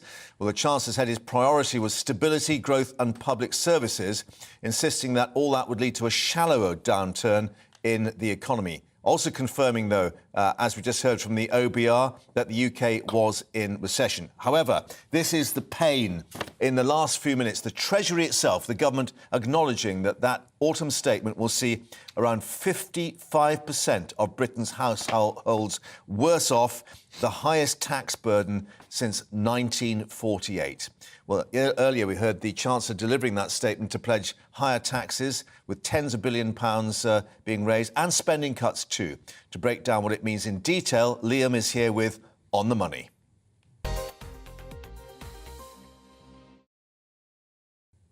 Stability, growth and public services. These were the themes of this year's autumn statement, delivered, of course, by Chancellor Jeremy Hunt with the support of Prime Minister Rishi Sunak. The Chancellor acknowledged there are substantial tax increases in this package, albeit there's been no increase in the headline rates of tax, all set against what the Chancellor called a tough global headwinds, a pretty difficult economic backdrop. And here is that difficult economic backdrop as laid out by the Office for Budget Responsibility. The UK is now in recession, says Britain's fiscal watchdog. GDP growth this year will be 4.2%, but that overwhelmingly reflects the post-COVID bounce back we saw in the first 6 months of 2022, compared, of course, to the first half of 2021 when we were still in lockdown.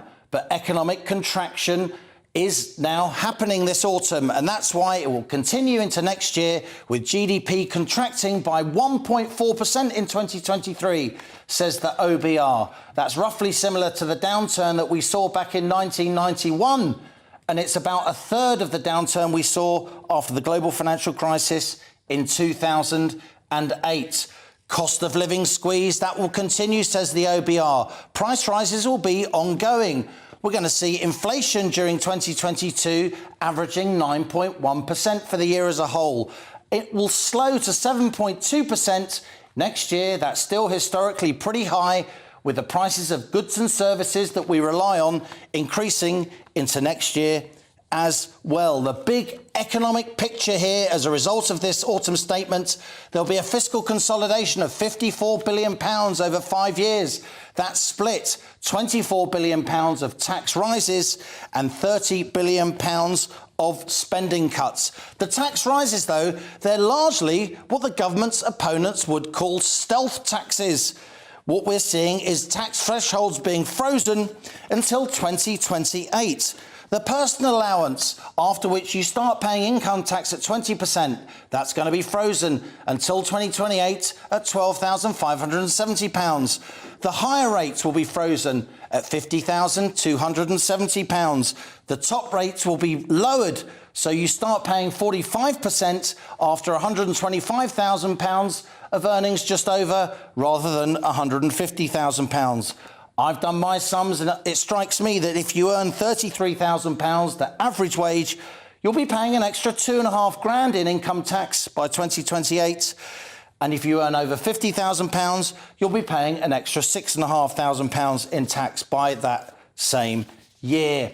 But the big increase in taxes, it's not on income, it's on the energy companies, so-called windfall taxes on energy providers operating in the North Sea and elsewhere. Their profits will be taxed not at 25%, but 35%, in addition to existing rates of corporation tax. And energy generator profits, the energy companies that provide the energy to us, they'll face a windfall tax of 45% on their profits until 2028. That raises £14 billion of the overall tax rises that we saw. The spending, in addition to that, some other measures, electric vehicles, they'll pay road tax from 2025, by which time the Chancellor says around half the cars and vans on our roads will be EVs. And also the residential stamp duty cuts introduced by former Chancellor Kwasi Kwarteng in his mini-budget back in September, they will only now last until 2025. Former Prime Minister Liz Truss and Kwasi Kwarteng, they raised the threshold up until which you pay no stamp duty from £125,000 to £250,000. They introduced more generous stamp duty thresholds for first-time buyers. Those concessions now will only last until 2025. And on to the spending cuts. And if the Chancellor was vague about where his tax rises are coming in terms of not raising headline rates, he was even more vague in terms of the spending cuts. Spending will rise, he says, in real terms, that's after inflation, every year for 5 years, but a lower rate than we previously thought. We don't know when those spending rises will come in. We don't know what departments they will apply to. But we do know that the Chancellor has earmarked an extra £2.3 billion per year for the next 2 years for education. That's a 4% rise in the education budget, and an extra £3.3 billion every year for the next 2 years for the NHS. That's a 2% rise. The good news for lower income households is that benefits will be uprated by 10.1% a year. That was the rate of inflation in September. That will kick in from next April. And also to cheers across the Tory backbenches, shooting Labour's fox, the Tories will implement their manifesto promise of the triple lock, increasing the basic state pension again by 10.1%, the basic state pension going up by £870 a year. Anyone who says there are easy answers, they're not being straight with the British people, said Jeremy Hunt. But is he being straight, relying on stealth taxes and also spending cuts that he won't outline? There's so much more in this autumn statement to get our teeth into. The energy price cap, that becomes less generous from next April, the cap going up from £2,500 to £3,000. And there's to be a clampdown on the economically inactive claiming benefits, the numbers of whom have soared. But the big picture is one of tax rises and spending cuts into the teeth of a recession. That's a policy that's meant to promote stability, but it poses big risks too. Liam, thank you very much indeed for that. Liam doing the number crunching. Let's crunch the numbers a bit more with the Financial Secretary to the Treasury, no less, Victoria Atkins, who's joining us now. Victoria, thanks very much for joining us here on GB News. Let me just put that comment that we heard from Rachel Reeves in the Commons. Never before have people paid so much tax and got so little back. The Treasury itself now acknowledging 55% of people will be worse off. Well, these are very sobering times. We have the international crises of the war in Ukraine that has had many, many impacts, not just on the price of energy, but things such as food production, and that's feeling its way through to our purses and our wallets. Also, the hangover from COVID sorry, the chap behind me is choosing to shout. The hangover from COVID is having a real impact as well. And so we have taken very difficult decisions, but we're doing so with the following principles. We want to bring stability to the economy. We want to protect public services as we have through the NHS and education. Vital that we get children doing well at school. And then finally, growing the economy. That's how we will fight our way out of this recession into better times. Please feel free to shout back at him, because we'd be very welcome if you did. However, let's actually focus on what we've been hearing in the Commons itself, because the line from the Chancellor was this is a recession made in Russia, a recovery made in Britain. However, Harriet Baldwin, the Conservative chair of the Treasury Select Committee, saying clearly the mini-budget had been disastrous. I mean, do you acknowledge that, you know, the mess that you made just 8 weeks ago has to be paid for today? So Liz Truss herself accepted that she went too far too fast with some of the reforms. We fundamentally agree with her on the principle of growth. We as good Conservatives, we want the economy to grow, of course we do, but she has admitted it too far and too fast. In fact, the analysis of the OBR and others suggests that the effects of the mini-budget in the markets has now pretty much flushed through the system. So what we're left with is the impact of Ukraine and the pandemic, and we know that other economies around the world are facing the same challenges we are. The IMF has said that a third of the world's economy will be in a recession this year or next. We know that countries such as Germany have similar or indeed higher rates of inflation, and the US and others have had to raise their interest rates more quickly than we have. So it's a very difficult picture across the world, but we are very much focusing on those principles, as I say, of stability, protecting public services and growth, but also looking after the most vulnerable. We know this is going to be tough for families over the winter. This is why, for example, we've introduced the energy price guarantee. We've got specific help for people on means-tested benefits, on pensions and so on. We've said benefits and pensions are going to rise by the rate of inflation. These are really important measures that are going to help the most vulnerable in our society. Yeah, and that triple lock announcement, of course, got a huge cheer in the Commons. But let me pick up on what you mentioned there, and that is growth. And the estimate is that other economies will be growing far quicker and further than our economy. The Institute for Fiscal Studies says this is the biggest tax burden since 1948. Disposable income will fall by 7% in the next few years. How do you get growth in an economy given all that? Well, look, this is an incredibly difficult balancing exercise, but what we have done is ensure that the tax burden falls on those who can afford it the most. So we've seen the additional rate, the higher rate of tax is being now introduced at £125,000 thereabouts, reducing it from what it is at the moment, £150,000. This is important because we want people who have the broadest shoulders to bear the most weight. We're also ensuring that those very, very extraordinary profits that energy companies have seen over the last few months as a direct result of Putin's war in Ukraine, that those taxes are addressing the concerns and helping contribute towards these pressures. Yes. But this is, we have been, I know there's been mention of stealth taxes. I have to say, I think the Chancellor has been extremely clear and frank about the measures we have had to take. I'm here explaining them to you as well. I think that's an unfair criticism. We've just had to make some very tough decisions. Yeah. We're trying to do it in a way that helps the most vulnerable. But people will be confused because the Tory argument about the windfall taxes was, oh, we need to let these companies actually invest in the economy and therefore get growth. You've changed your mind on that, as with so many other things, it seems. Looking ahead to these next 2 years now, Would you mind if I just come back on that? Yeah, certainly. Would you mind? Sorry, I've got a shouting match going on the energy profits levy. It is different from what others, the opposition and so on, would suggest, because we have said very, precisely that if they are investing in the UK, then they will be able to deduct that from their liability. So it's we targeted it very, very carefully to ensure that those who are investing are not prejudiced because of it. But we want to get to those extraordinary profits that nobody expected them to make until, sadly, Putin invaded Ukraine. Oh, OK. I'll try not to shout at you as well, but hopefully you can hear me. The flip side to the tax situation, of course, is the spending cuts. We haven't really had the detail about where the cuts may be, or at least where it won't be going up as much as previously. Is that because you hope that by the time of the election in 2 years, things will have recovered sufficiently that you don't perhaps have to cut quite as deeply? Well, look, we very much hope and expect that things will improve. We have got the forecast from the OBR, and we know that if you look at the last 3 years with the pandemic, with Ukraine, things can change very quickly, but they can change for the positive as well as for the negative.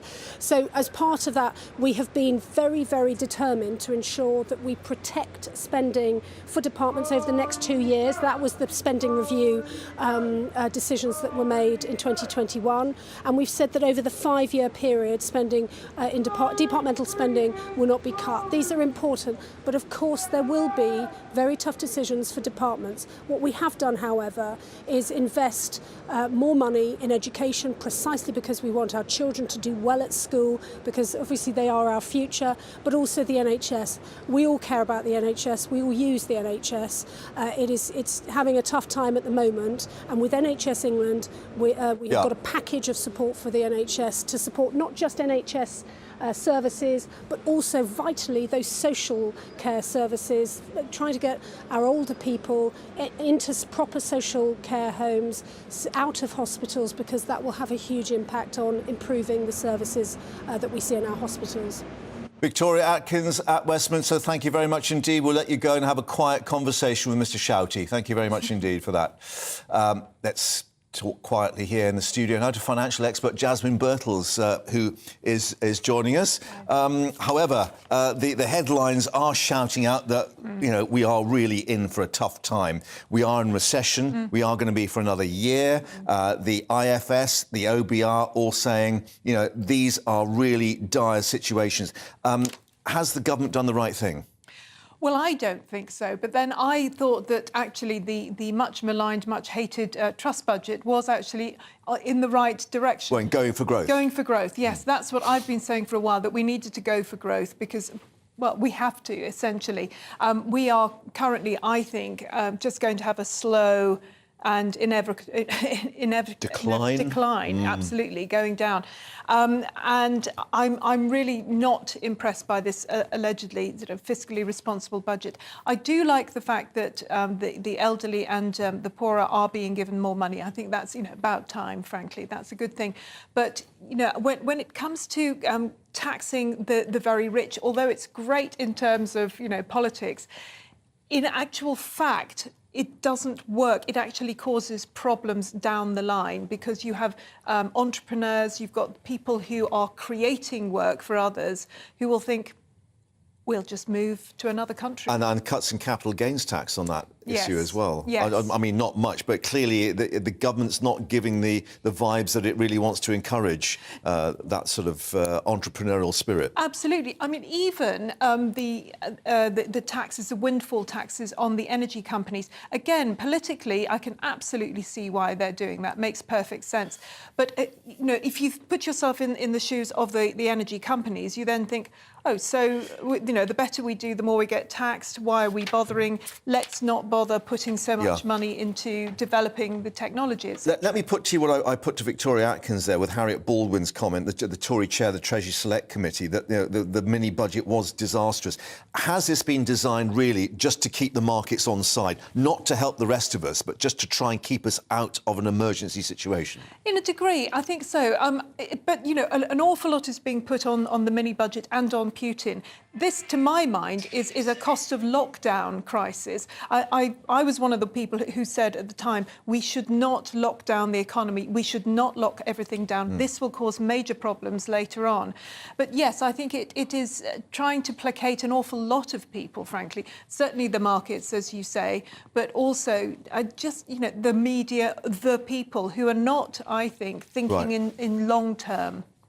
Jasmine, just bear with us, because Liam, I think, has got some breaking news for us. Well, it's not really breaking news. It's just, people like me going through the documentation, the small print, the tsunami of information, and you find some pretty startling nuggets from time to time. This is paragraph 61, and van drivers and people who rely on their car for work may want to pin back their ears.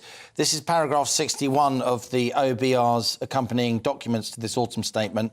There's going to be a 23% increase in the fuel duty rate in late March 2023. How much? 23%? Which adds £5.7 billion to receipts next year, says the OBR.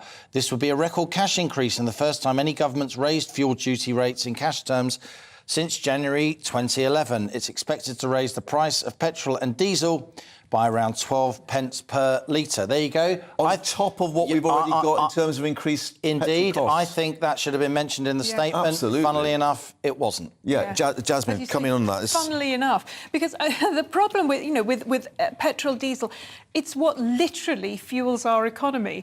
Everybody, it's already extremely expensive for people. I'm just thinking about individuals, not just businesses. And supermarket deliveries and everyone with Amazon and the rest of it all being so driven that to your door. puts on top of the price that we're having to pay at the moment, it's going to increase the prices of everything. I think that's an appalling idea, really. And we've got, I think, unleaded at the moment, 166, 167 litre average. Okay, as we speak, right, in newsrooms across the country, front pages will be altered as the media wakes up to what I just said. This is absolutely huge. This really hits at the heart of the alarm clock classes of Britain. They're just about managing people in Britain. Across rural areas, a car is not a luxury. For many people on relatively low wages, a van or a car is not a luxury. Why would you do that when the OBR has already identified that we're in recession now and likely to be in next year as well, which is when this is going to kick in? Because I think you don't really understand the economy that you're supposed to be managing, if you want my personal view, Mark. Yeah, because they've obviously gone 180 degrees from what they were 8 weeks ago. This is going to go down really, really badly. OK. And rightly so. Let's see how badly, because we've been speaking to Treasury Minister Victoria Atkins. Let's now turn to Labour's Shadow Economic Secretary to the Treasury, Tulip Sadiq. Thank you very much indeed for joining us. I don't know if you heard what Liam was just saying there, but in the small print, we've got this line coming up that fuel duty may rise 23% next year for an additional £5.7 billion being taken from us. Yeah, afternoon, Mark. I did hear what Liam said, and I absolutely agree with him that for some people, a car might be a luxury, but for some people, it's an absolute necessity for your livelihood, for life, for work, you know, for getting around and managing your life. So I am very worried about that. But overall, I've seen some staggering figures which are really worrying me. I mean, the OBR has just said that real disposable household income will fall by 7% in the next 2 years. That will be devastating for my constituents, especially my constituents from poorer backgrounds on the South Kilburn estate. I'm really worried about how they're going to eat, how they're going to feed themselves, how they're going to feed their children or put on the heating. I've also looked at the figures the OBR have just put out about tax burdens on working people. It's the highest it's ever been since World War II. I mean, that's astonishing, Mark. Yeah, I think actually since 1948, just after World War II. But one has to say, you know, what could Labour do any differently, bearing in mind that the OBR, which is independent, has also said that the inflation, which is causing a lot of these problems, is from global factors, not i.e. from that mini budget, that it is external factors that Labour would have to cope with. There's no doubt about the fact that global factors play a role in this. No one is denying that. So whether it's the war and whether it is COVID, there's obviously lots of global factors that play a role in the fact that we've reached this stage in the economy. The one thing we can't do is absolve the Conservatives of the mess that they've made. So the budget that's just gone, that they are now pretending never happened, which is quite a strange approach to the economy. There's also the fact that, sorry, I don't know why they're saying no to Tories, because I'm not a Tory, but it's also the fact that they, but it's also the fact that they had no plan for growth from the beginning. So 2010, when the Conservatives came in, since then, the rate of growth has been 1.4%. The overall average in the OECD is 2.1%. They didn't grow the economy. We're projected to have the least amount of growth in the G7 in the next 2 years. These are worrying factors. So what I'm trying to say is I know there are global factors at play, but we didn't have a plan as a country. And that's what worries me. And what Labour would do differently is we actually have a plan for growth. So there's taxation that's fair, but it's also a growth plan in terms of the climate change plan, investment in industrial strategy, in terms of making sure we make Britain the best place to grow a business. We've set up our startup review, which would look at what can we do to encourage businesses to grow here, insulating homes, making sure that we're not reliant on overseas dictators for our energy security. Yeah. I mean, these are the things that the Tories should be looking at. I find it astonishing that they've now come and they're talking about how they need to change everything. They've had 12 years. What have they done? Yeah, and clearly that's where the battle lines are being drawn ahead of the general election in 2 years' time. But is it the fact that they shot two of Labour's foxes in that obviously the bigger earners, those now £150,000, that the 45% rate will come in at £125,000, so the more wealthy will be paying more of the burden, and the windfall tax is coming in at a higher rate as well? Our taxation policy is always based on fairness. We've always said from day one that those with the broadest shoulders should bear the burden. So the Conservatives have adopted some of our policies, as you say, in terms of windfall tax. But I'm just going to point out a nuanced difference in the windfall tax that we propose and the ones that they've adopted.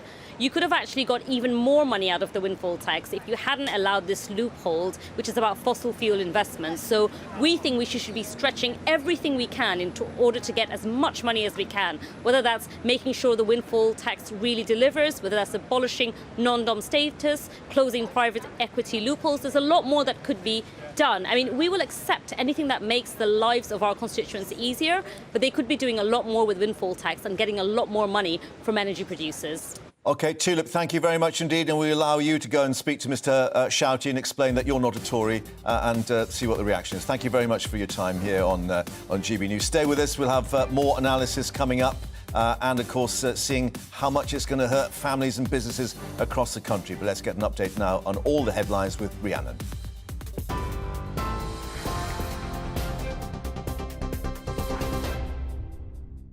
Mark, thank you. It's 2:33, your top stories from the GB newsroom. The Chancellor's delivered his plans to get the economy back on track as he acknowledges the UK's already in recession. As part of his autumn statement, Jeremy Hunt's announced a reduction in the 45p tax rate.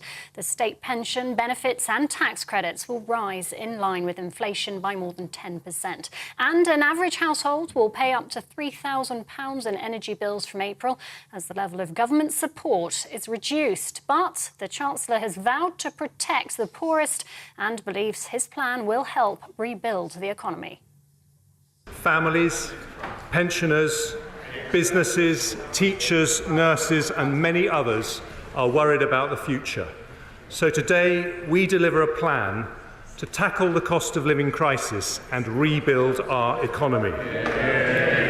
Our priorities are stability, growth and public services. The Royal College of Nursing says it will announce strike dates for December if the government fails to open up detailed negotiations on pay. Last week, members voted to strike at the majority of NHS employers across the UK. The RCN's campaigning for a pay rise of 5% above the rate of inflation. That as Royal Mail has asked the government if it can cut its letter service to 5 days a week, putting an end to deliveries on Saturdays. It's after the business unveiled hefty losses in the first half of the year, strike action weighing heavily on the firm, with further walkouts expected in the coming weeks. Parcel services would continue to run all days of the week. And Security Minister Tom Tugendhat has been banned from driving for 6 months after he was caught using his phone at the wheel. The former Tory party leadership hopeful was stopped by police in April in southwest London. At Westminster Magistrates Court this morning, he was given a £1,000 fine and 6 points on his licence. He already had 6 points from other offences, which had led to the ban. TV online and DAB Plus radio, this is GB News. Now it's back to Mark.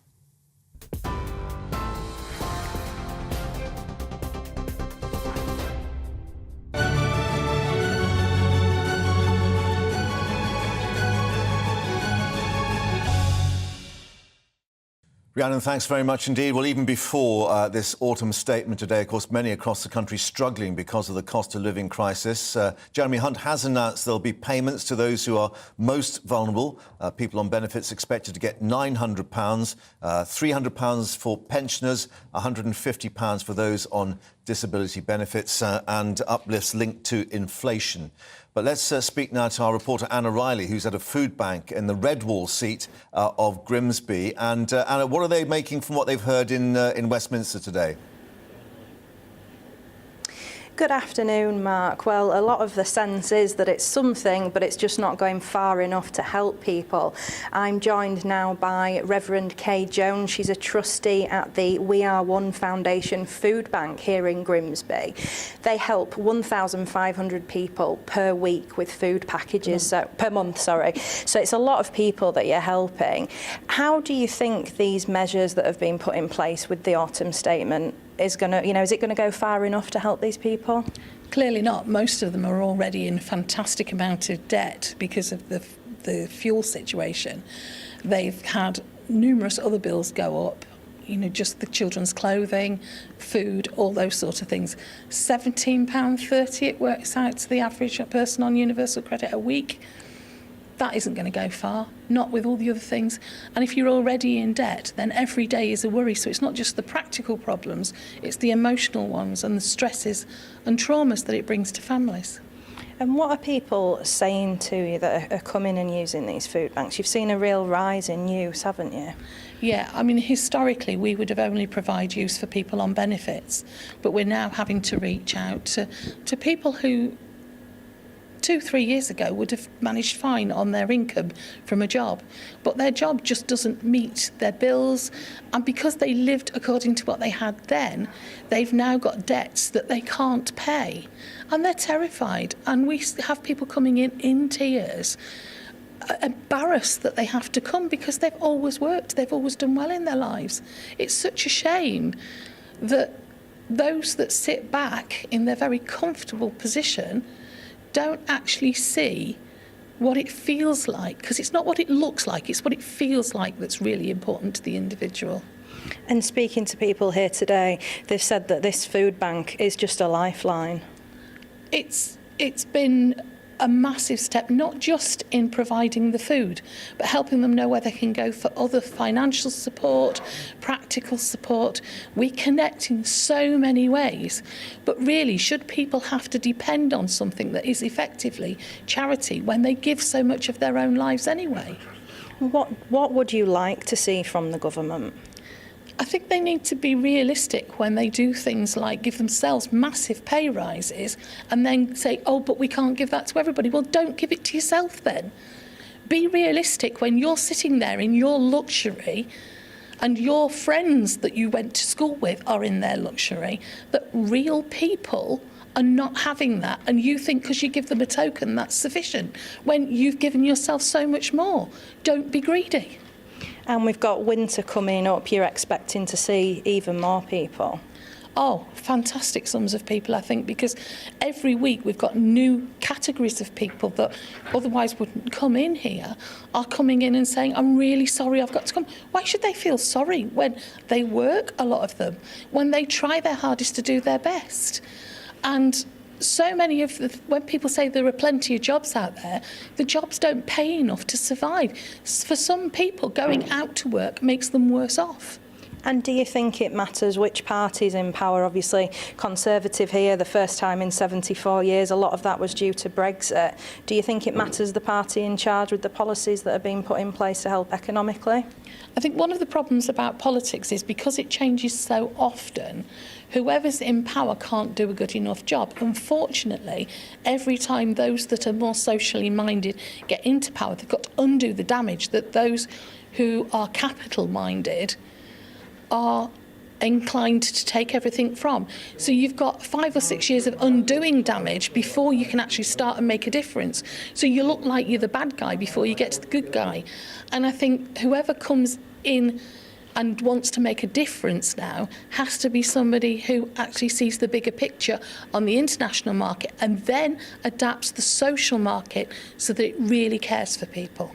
Thank you for speaking to me, Kay. So that's the view here from this food bank in Grimsby in response to that autumn statement from the Chancellor. Anna, thanks very much indeed for that. As we've just been hearing, many people struggling to cope with those rising food costs and energy bills. The Chancellor, though, announcing there will be help for those most vulnerable with cost of living payments, but is it going to be enough? Let's speak now to Laura Souter, Head of Personal Finance at AJ Bell, a former finance journalist as well. Thanks very much, Laura, for joining us. Just looking at the Treasury analysis, the government itself saying 55% of households will be worse off. Yeah, the government has taken the view that they need to raise more money and everyone needs to share in the pain of that. And what that means is that a large majority of people are going to be paying more in tax on top of what we're already seeing, which is increased cost of living, so increased food bills, energy bills, and all of those other things. Is there a little bit of a light at the end of quite a dark tunnel, though, in that obviously a lot of the problems have been because of inflation, and certainly the OBR indicating that they expect inflation to come back maybe quite markedly into next year, and that might help things? Yeah, and I think that's not necessarily a huge factor to what's happened today. They were expecting that anyway, as some of those price increases that we've seen kind of fall out of the figures, and as we start to see some of that fall back. But yeah, we are expecting inflation to kind of peak around now or towards the end of this year and then drop back again next year, which obviously in turn means that the Bank of England could cut interest rates from, I think we're expecting towards the end of next year that they would start cutting them, which alleviates some cost pressures on families too. Yeah, which obviously put a little bit of money back in people's pockets. But I mean, the other thing, we're starting to dig down into the minutiae of the statement. Liam, our business economics editor, has identified that there is a little bit hidden there about fuel duty going up on petrol and diesel, maybe by 23% into next year, which would be a huge extra burden for people. I mean, the problem is no one's got really any extra cash available as things go up. And if you're seeing the cost of taxes on items that you buy rise, as well as the tax on the salary that you take home rise, then you're being pinched from both sides. Now, when it comes to fuel, we've seen those petrol and diesel prices drop from their record highs that they were previously. We've seen them drop down a bit, but they're still sitting way above where they were a year ago. And if you then add extra tax on top of that, that's going to further clobber people, particularly people that drive for a living or that have to drive to commute to work. So it's, another cost increase on those households. Yeah, and I guess that the key is this is what we used to call disposable income, which seems to have been disposed of already. I think the Institute Fiscal Study is saying that will fall in real terms 7% in the next few years. And I think if you just look at some areas of this, you can exactly see why that is the case. So if we look at the energy price guarantee, for example, yes, a cap is remaining in place, but it's higher. And so the average household will see an extra £500 in their annual energy bill from next April. But that's the average household. Actually, lots of people will be paying far more. And then if you look at income tax, with the impact of those allowances being frozen, means more and more people will be pushed into paying higher rate tax. And more people will also start to lose some benefits. So things like child benefit, for example, as their salary rises, which it will do by a larger amount because inflation's higher, they'll start to see that take-home pay eaten away at. That's a good point, actually, which we hadn't focused on, indeed. Laura, thank you very much indeed for bringing us that and joining us here on GB News. Well, let's head back now to Westminster. Our political reporter, Catherine Foster, is going to update us on what the political reaction has been. Catherine, hopefully you can speak to us without Mr Shouty over the road there bellowing across with his megaphone. But clearly we saw Rishi Sunak clapping the Chancellor on the shoulder, well done. But I think a lot of other Tory backbenchers really still a bit uncertain about all this.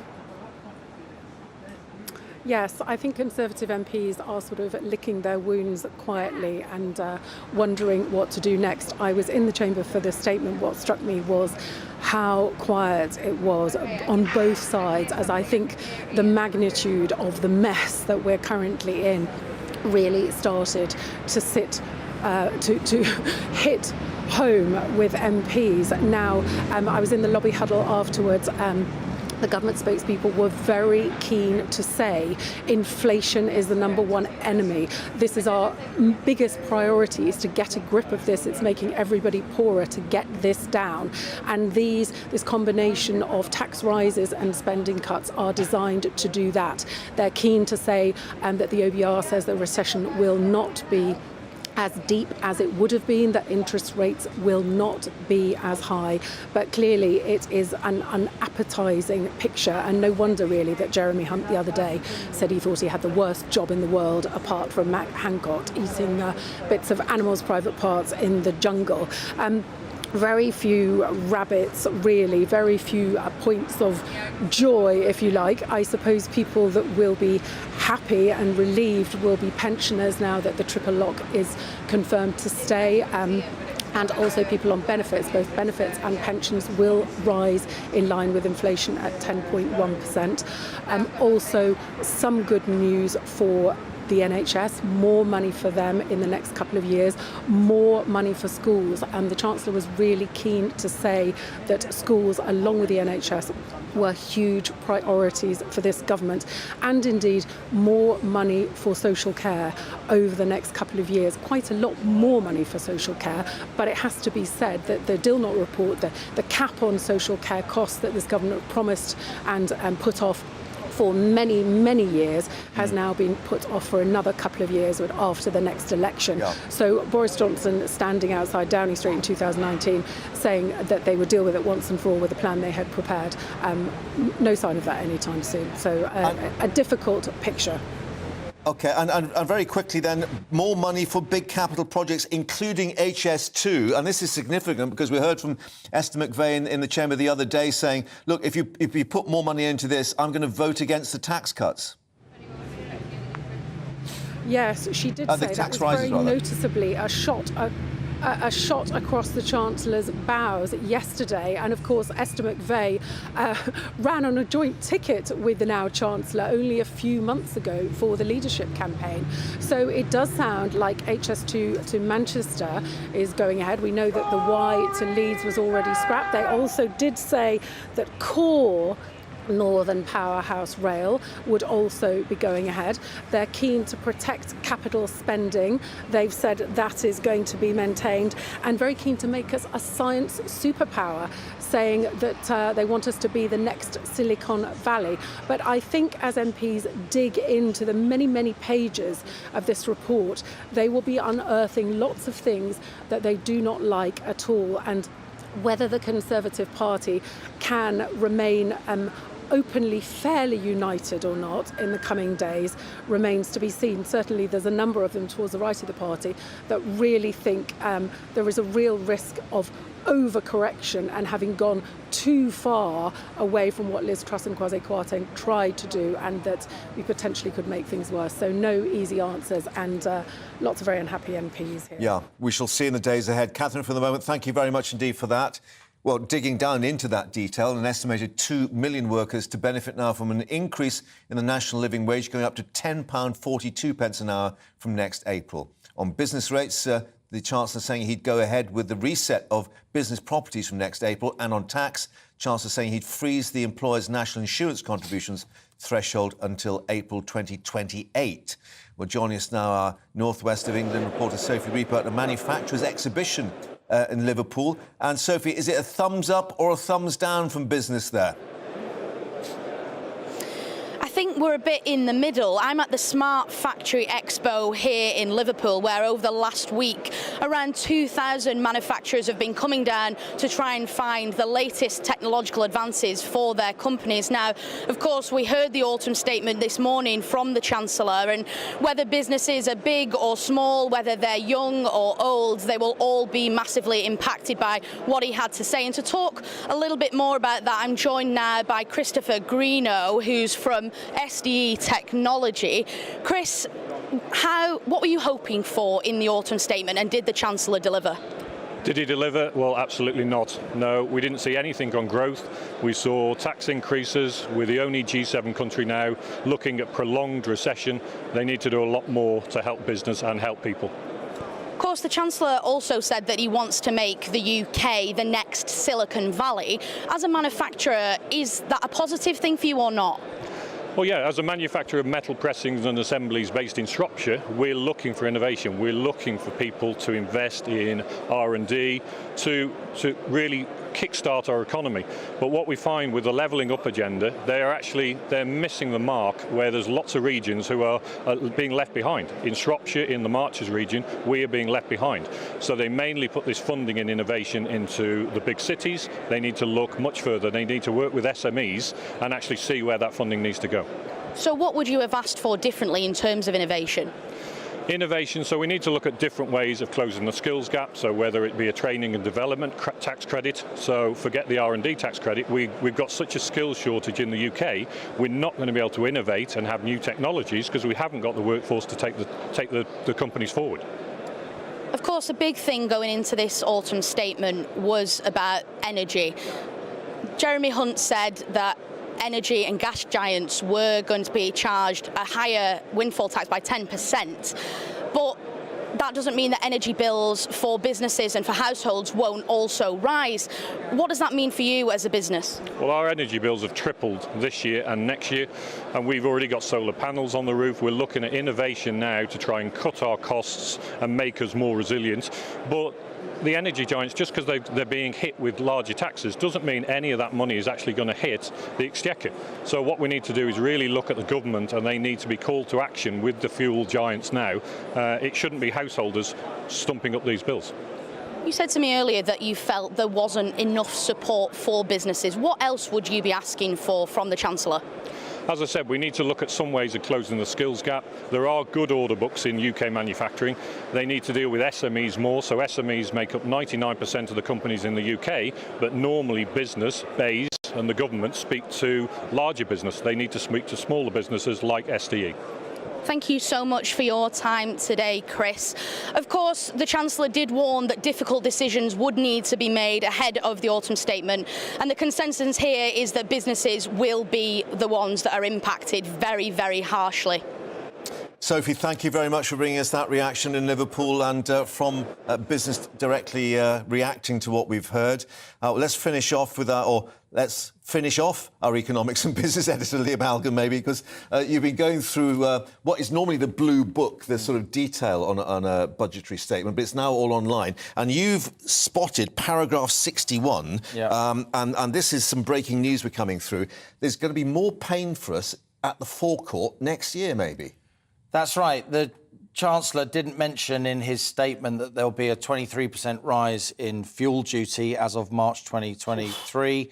We don't know what the full impact of that will be on the litre of petrol or diesel, because that, of course, depends on the price of a litre of petrol and diesel. 166, 167 which depends on oil prices and all kinds of other issues. But it's certainly not going to make petrol and diesel cheaper.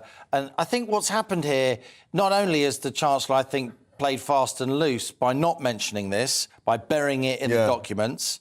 I'm a professional journalist. It took me a couple of hours to find it, albeit, also dealing, got ideas off sources of mine. We all help each other.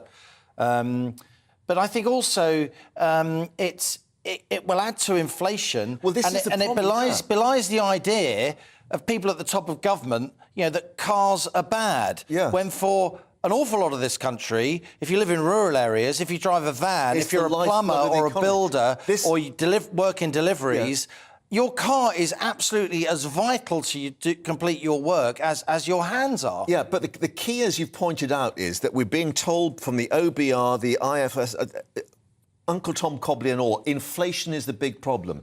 Raising fuel costs at the forecourt for diesel and petrol immediately feeds into the inflation rate, and we're back with inflation going up. Yeah. I can't understand why on earth they would think about doing this. Well, because they say they need lots of money. Because and it's what, 5.7 billion they could raise? Out of the £24 billion of tax rises, right? So they say they need lots and lots of money to plug this fiscal black hole. And I'm not saying the UK's public finances aren't cyclically weak, but I say again, and I've been saying this for weeks, I think we are massively overstating the extent of the fiscal fragility. This morning, when I looked at the financial markets, the 10-year gilt yield, what the government pays to borrow per year for 10 years, was 3.1%.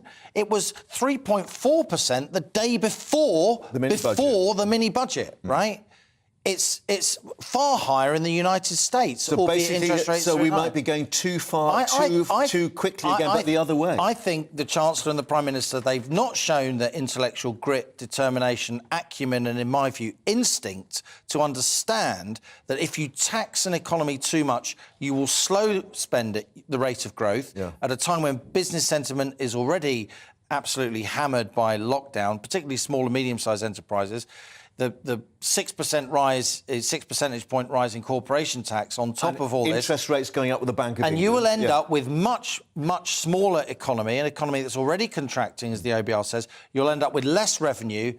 You'll end up in a deeper fiscal black hole. As we head towards a general election in just under 2 years' time.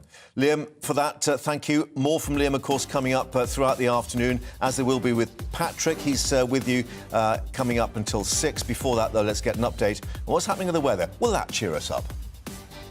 Alex Deakin here with your latest weather update. It's been a very wet Thursday so far, and there's more heavy rain to come over the next day or so, particularly across parts of eastern Scotland. There are warnings in place. This area of low pressure is responsible. It moved in, and now it's kind of just moving back and ambling up the east coast. And around it, the winds are just feeding in moisture and a fairly chilly feel from the North Sea. So it's pretty soggy out there through the night across much of northern England and a good part of Scotland. That rain particularly heavy in the east, and it's here where we have an amber warning in place, which continues through much of Friday. Further south, the rain will start to ease across parts of the Midlands and northern England by dawn. We'll see some patchy rain heading into Northern Ireland. Temperatures mostly staying in the high single figures, certainly in towns and cities, but a bit chillier across the far south. Here, some sunny spells on Friday, a few showers in the southwest and for Wales.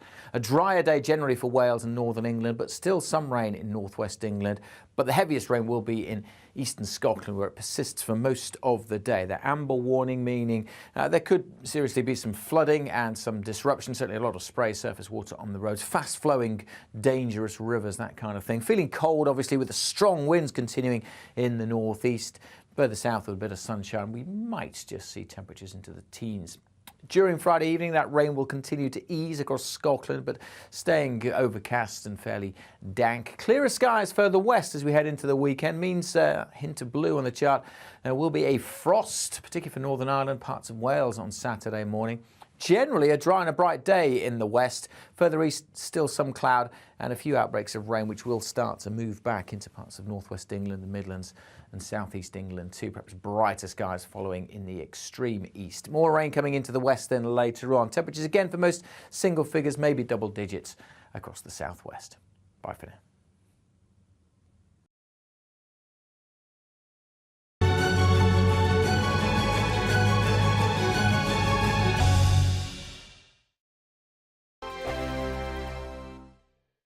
We are GB News, and we'd like to say thank you to each and every one of you for bringing us your conversations, for helping our great nation find its voice. We are here for you on radio, television, and online, across England, Scotland, Wales, and Northern Ireland. It's not the BBC, you actually get your facts right. We are proud to be GB News, the People's Channel, Britain's news channel. Every Friday and Sunday night from 9, it's Mark Dolan Tonight. We're on the same page again. There's something good happening. Let Ian finish. Don't be such a cranky.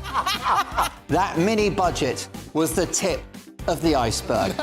And on Saturday, my show just got bigger. From 8, it's Mark Dolan's Saturday Night In. You can't govern a country if you can't speak.